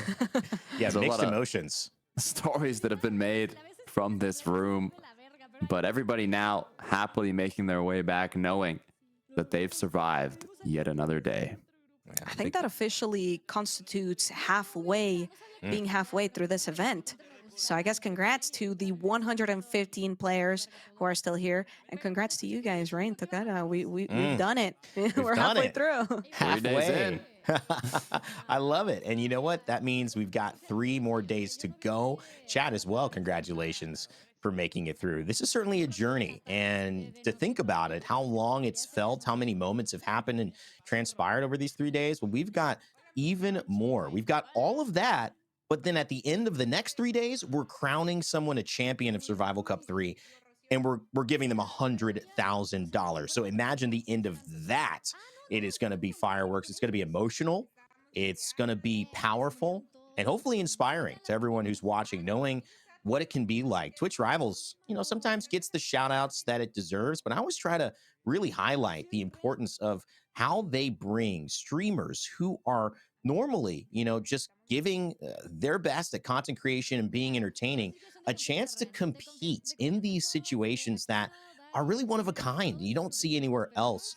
Not only just playing for 100K, but really a competitive environment for their stream and community to enjoy. So a big shout out to this entire Survival Cup because, Jojo, you've been a part of them before, Tokata as well. You've been very in the know about this, but for me, just seeing it, it's a beautiful, beautiful showcase of just a lot of fun that this makes for your Twitch streaming community. Absolutely. I mean, we've mentioned it a couple times, but we're literally making a show. It's like a TV show. You're sitting down, you pop some corn, and you get to see a lot of drama and a lot of beautiful things happen as we go throughout these days. As we mentioned earlier, thankfully we don't have to wait for one episode per week. We get the daily show, right? Yeah. Until it's over. So, I'm happy to be here. I'm excited to see who will be our winner at the very end of this event, but I still can't get over the fact that we started with 200 players and we're already down to 115. That is bonkers to me. I mean, you can just look around the room. It feels a bit more empty. There's still 115 players here, but it feels empty compared to when there was 200. And even the emotions, you can see Renrise smiling, talking about the previous events, but as time goes on, the more empty this place gets, the more emotions that are going to be felt. But right now, the celebrations are going to be coming through. The players know they've made it. I'm excited to see how they are able to continue now moving forwards. We saw a lot of the teams of 5 kind of continue with the same team from the first mini game to the second one. But in the upcoming days, if they get that chance once again, I wonder if that will continue to be the case. That's right. You can see actually one of the fan favorite teams here. Actually, we only have a few of the members here, but Hannah, Tubbo, and Foolish kind of chatting after everything that just happened, unfortunately having to say goodbye to some of their friends. And yet they're still getting to smile because they get to live another day. And I think it's because the night crashed yesterday. The night crashed last time, didn't it? And not enough people died. That was on purpose. I thought that was a prank. I thought they were... Wow, I didn't know it was like... I'm just remembering Tubbo. In those last moments, getting the final word, I believe a majority of the teams were able to successfully complete the crossword puzzle. It was just more of a matter of time on how quickly they were able to do it because you were granted bonus points based on the speed of which you completed your words compared to your opponent. So that's right. That was such an epic lead. That was such an epic lead. Just getting to watch that happen. And as they figured out the final word as well, that was epic.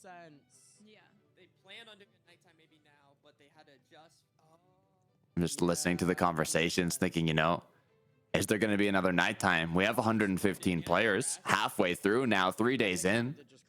Do they want it to get dropped down to 100 players? Ooh. As these, kind of thoughts, these questions start being shared. I guess the valid questions. Yeah, the kind of scare of it is if the guards come out with let's say lunch or dinner, and they serve you those glass bottles, you know that's not a good sign. And then there'll be another adjustment game at the end of today for tomorrow. Oh, anticipating another adjustment game. Yeah, it That's what seems like Dumbo it, right? thinks, yeah. It's interesting to see how everyone sort of talks through their strategies as the day sort of concludes. But you just have so much space to get away. You heard Tobo too. They said, you know, we got first place in this mini game. Hopefully, we're not targets now. If there ends up being another adjustment nighttime game, which is a valid concern. It's a valid concern. Also, guys, I feel like we asked this question before and it's gotten answered. Will there be alliances? Well, if there wasn't an alliance coming into today, doing 2 team mini games and succeeding, I mean, that's got to have made the alliance already very, very clear. So, yeah, I mean, this certainly isn't a bad idea to think that people might be noticing how these guys are doing. 100%. The issue is, you know, we've talked about it previously. I mean, I guess they weren't scared to do it, but yeah, luckily enough, they did work as a team in these mini games. But if the time does come around where you have to, you know, battle against the teammates you pick, those alliances will quickly lead to betrayals. Honestly, I'm a little excited, but also a little scared for that to be the case. I get excited because I like the drama, but at the same time, I don't want to see friendships sort of struggle because of because they did what had to be done. Yeah.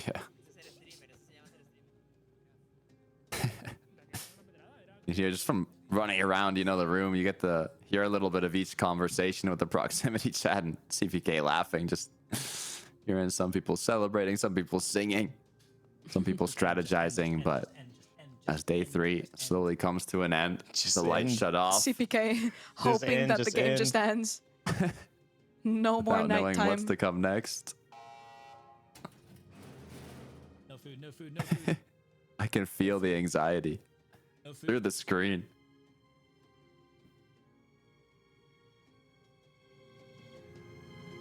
I'm gonna stay low throughout, yeah. Hey, there I am, chat, there I am.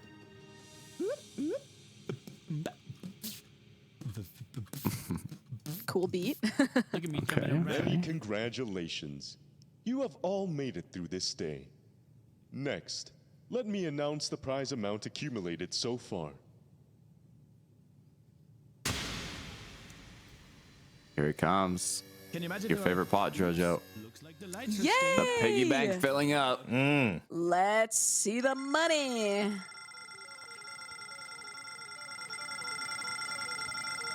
After the first day was 17K, up to 30,000, and now closer.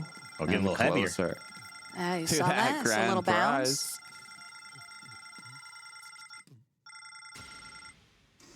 Of what I believe is 40 something. close to 43,000. 42,500. $42,500 with still 115 players remaining. That's some motivation right there. Each bill dropped in there represents a player's life in this game that has been eliminated. And now the day is done. And these competitors, our 115, can stay and sleep well, knowing that they have survived another day of Survival Cup. Into a streamer.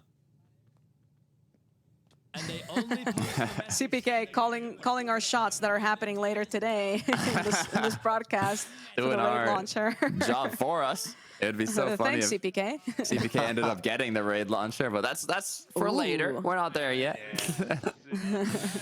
Don't worry. As now the final thoughts from the players is they know they most likely don't have to go through another adjustment game for the day. Now those smiles are genuine. They're back a whole day of not really being able to smile freely. You can see the exhales finally coming back here. That's right.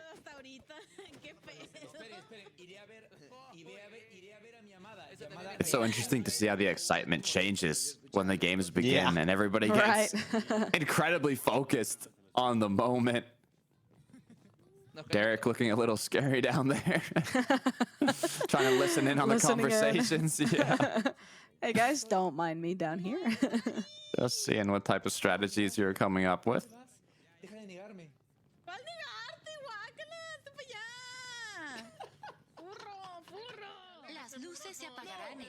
A little bit of banter between some friends here. Seems like it's just 2 minutes until the lights turn off and everyone goes to sleep. I heard some screams once that announcement happened for the lights going off. But the good news is I don't see any broken bottles in hand, so That's I don't right. believe they'll be able to attack each other. It is going to be a peaceful night, hopefully this time around.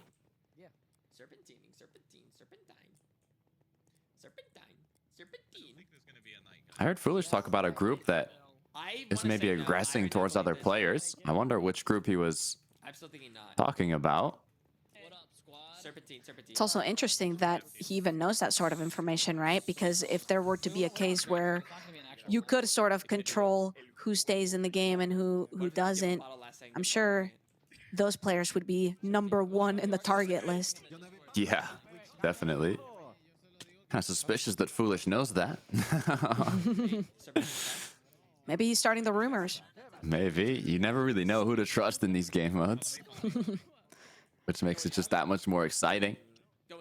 That's right, with only 45 seconds left to go and see what actually happens.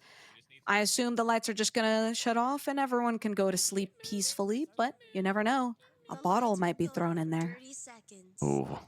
Imagine just one bottle falls down in the middle of the room. Run! The single player decides the fate of everybody else. As the last little conversations happen. For the final 10 seconds here.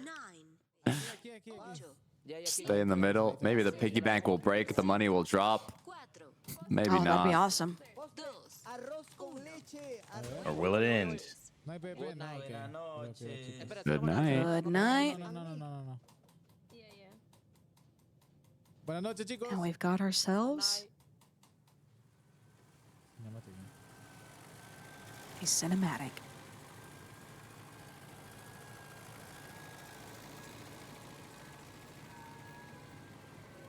GG día 3.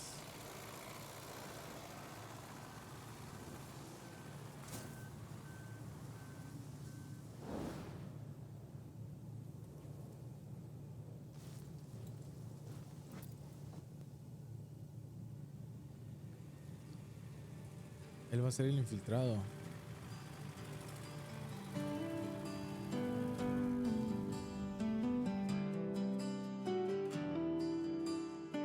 Tiene máscara de calamar.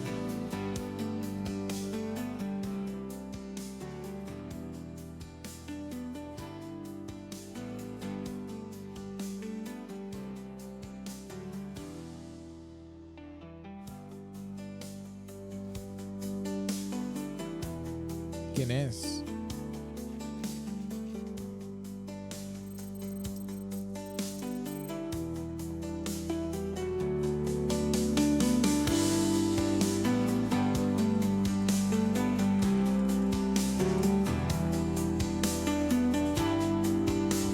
¿Qué era eso?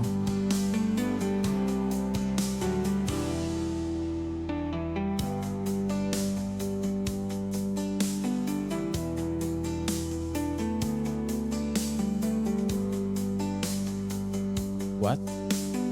100 días siendo guardia. Minecraft, pero estoy 100 días matando gente.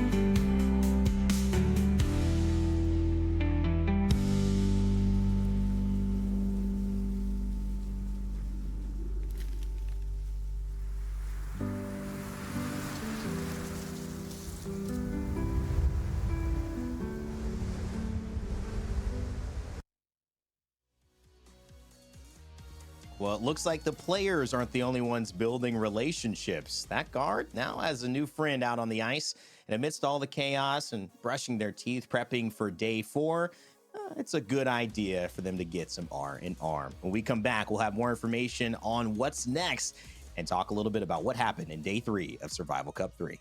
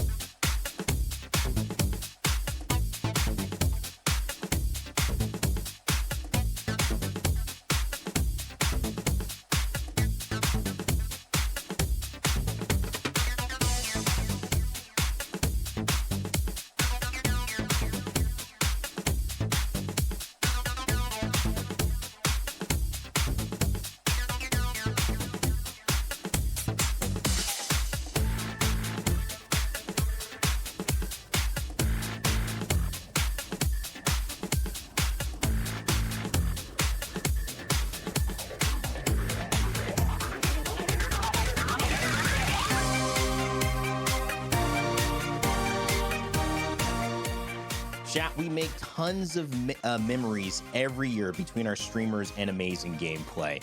And with the help of Intel, we've been celebrating the best ones as Intel's core memories. Each show, we select the defining moment from the day, which is forever immortalized in our core memories yearbook.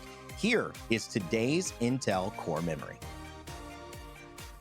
Any sports ending in F, like also talking about I visualized the flag. Like, I was thinking like CTF, capture the flag, but it's not enough letters. My initial stroke must be perfect. I visualized the flag. My initial stroke. Goal? What about like the... No. Golf? Golf? No, Golf? golf! Golf! Oh my god, it's golf! It is golf, it is. Golf. Wait, I grabbed L, I grabbed I'm doing G, Okay. I'm doing G. Yeah, it is. It's golf. GG. I've got the L. Oh, you got it. Huge. Wait. I don't know.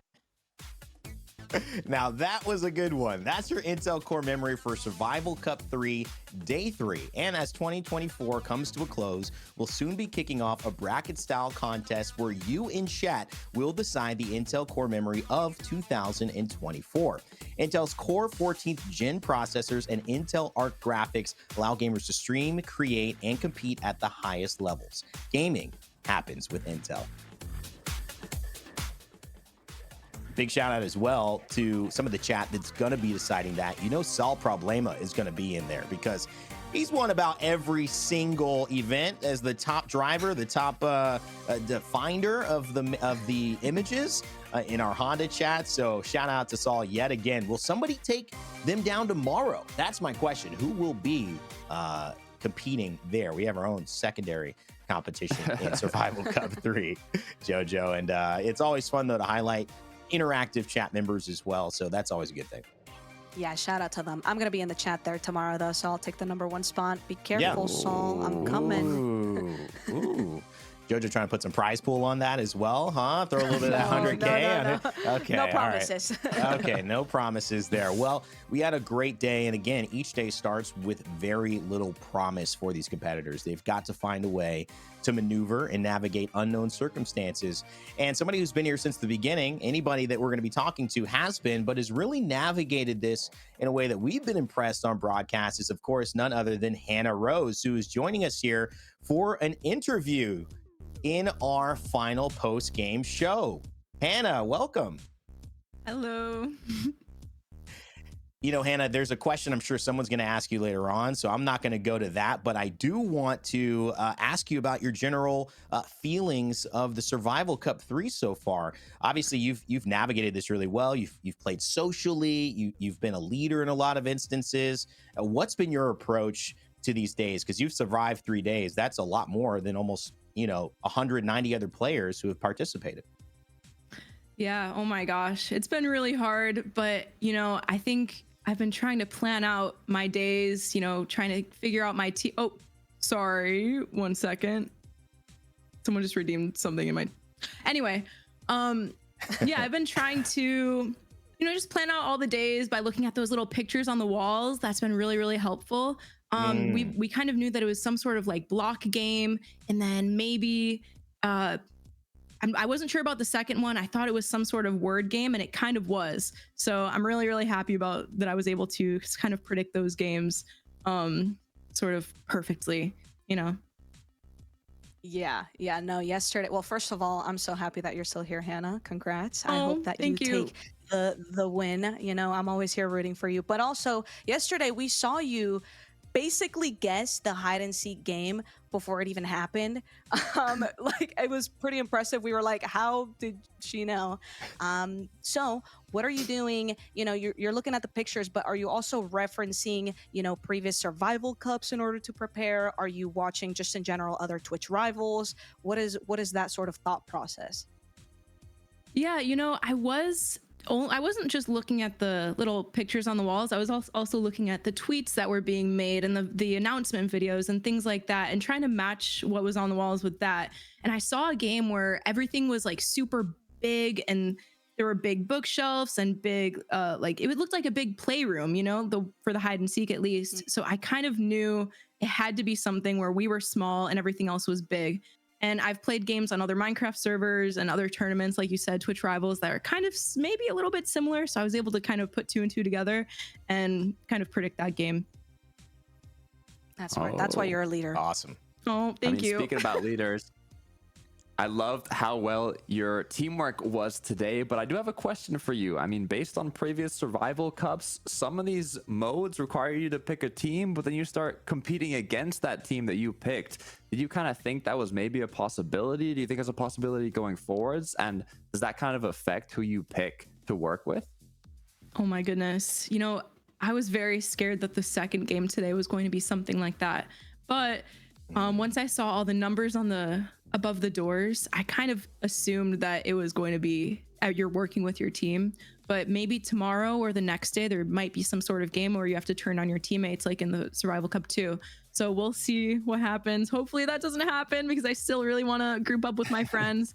But, if it happens, it happens. And at that moment, I'm just going to play for my own life. So... It's kind of the expected thing that has to happen eventually, especially since we only have one winner and everyone knows it. So hopefully not too much of a calamitous change there when things do have to start turning towards you and your own game. But before we get there, you've obviously worked with a lot of people. I just want to give you an opportunity to shout out anybody that you've enjoyed working with, any of our other competitors or I guess allies so far that have helped you think, in your process to get through day 3. shout out to Bad Boy Halo. I'm so sorry that he died today. Oh no, that was horrible. He really helped me, you know, in the first few games, predicting what they were. Shout out Purple, Foolish, Philza, and Tubbo. We were a part of the 5 team today who we got first. I think we got first in the word game, which was really cool and fun. Oh, I can't believe we were able to do that. Yeah, that was super hype. Shout out to Coldified, even though I don't really trust him 100%. I think that we're on good terms, you know. So shout out to him. Maybe this will give us good luck, and he won't kill me or anything. All right, good use of the shout outs there. I was curious what you'd do, and love what you chose to do. Hannah, thank you so much. You've been great to watch, and we'll continue to have that opportunity in day 4. Thank you. Bye. Bye. Hannah Rose, everybody. And guys, yeah, that was a setup. I wanted to know who she was going to single out, because not only does that maybe build bonds to the other streamers who she's working with, maybe it stops a little tension that could be building with some streamers she might be scared of, like in Coldified. And then, guys, guess what? For us, the storytellers, it means if she ever turns on them, we've got the drama ready to go. How she threw the shout out and then she ended up hitting the betrayal. You know, it's all fun, a lot of different scenarios. But JoJo, Hannah, you've been rooting for her, and she's in bright spirits heading into day 4. Yeah, I'm happy to see that most people we've talked to aren't particularly looking forward for that betrayal, because it makes me feel better about having some of these people as my own personal friends. Because if they had betrayal on their mind from the get-go, yeah, I'd be a little bit concerned. But you know, they're doing fantastic. I'm happy to see that a lot of these players are still continuing. I know Hannah mentioned Bad Boy Halo unfortunately getting eliminated today, but that's unfortunately what's going to happen as we go throughout Survival Cup 3. Every single day, more players are going to get eliminated. I'm just happy that Hannah's still here. So, Kata, some final thoughts for you, my man. Yeah, speaking about more players being eliminated, we're halfway through now, still 115 players, so I wouldn't be surprised if there's kind of a brutal start to one of these upcoming days. And also, like Hannah was mentioning, you know, in these team game modes, it looks like even if she knows there's potential betrayal coming in one of these kind of selective modes where you get to pick who you're playing with, they're just going to keep doing it. If it happens, it happens. So I'm excited to kind of see how that does end up playing out. What a journey we have been on. And as we wrap up the show, it's time for our special version of a Twitch Rivals raid that we call the Raid Launcher. Raid Launcher will randomly select participants who are still live. So if you turn the stream off, turn it right back on, please. This is a good chance. Once we have a winner, we'll launch all of you along with 25 gifted subs to the Lucky Streamers channel. Let's see who it's gonna be today. I know we heard CPK mentioning he was going to get it. Guesses, guys? Throw them out there if you feel. I'm guessing CPK. I mean, he called it, so. You know, we can all ride this boat. I'm all for it as well. He was talking about his name go by. Yeah, me too. No. Oh, it's you're kidding! That's crazy. Oh my God, Hannah Rose. What are the odds? What are the odds? Well, if you talk about a good day, making it to day 3, and then now day 4, you get the interview, you shout out your teammates and maybe some enemies, and then you find a way to get 25 gifted and the whole Rivals chat. Guys, it doesn't get much better than that. You know, it's been Rain Day here as your host, JoJo Solos and Tokata calling the action. And all of our team at Twitch Rivals, our chat, and all of our competitors, we love you. We appreciate you. Remember to never give up, never stop gaming, and we will see you all tomorrow. Bye.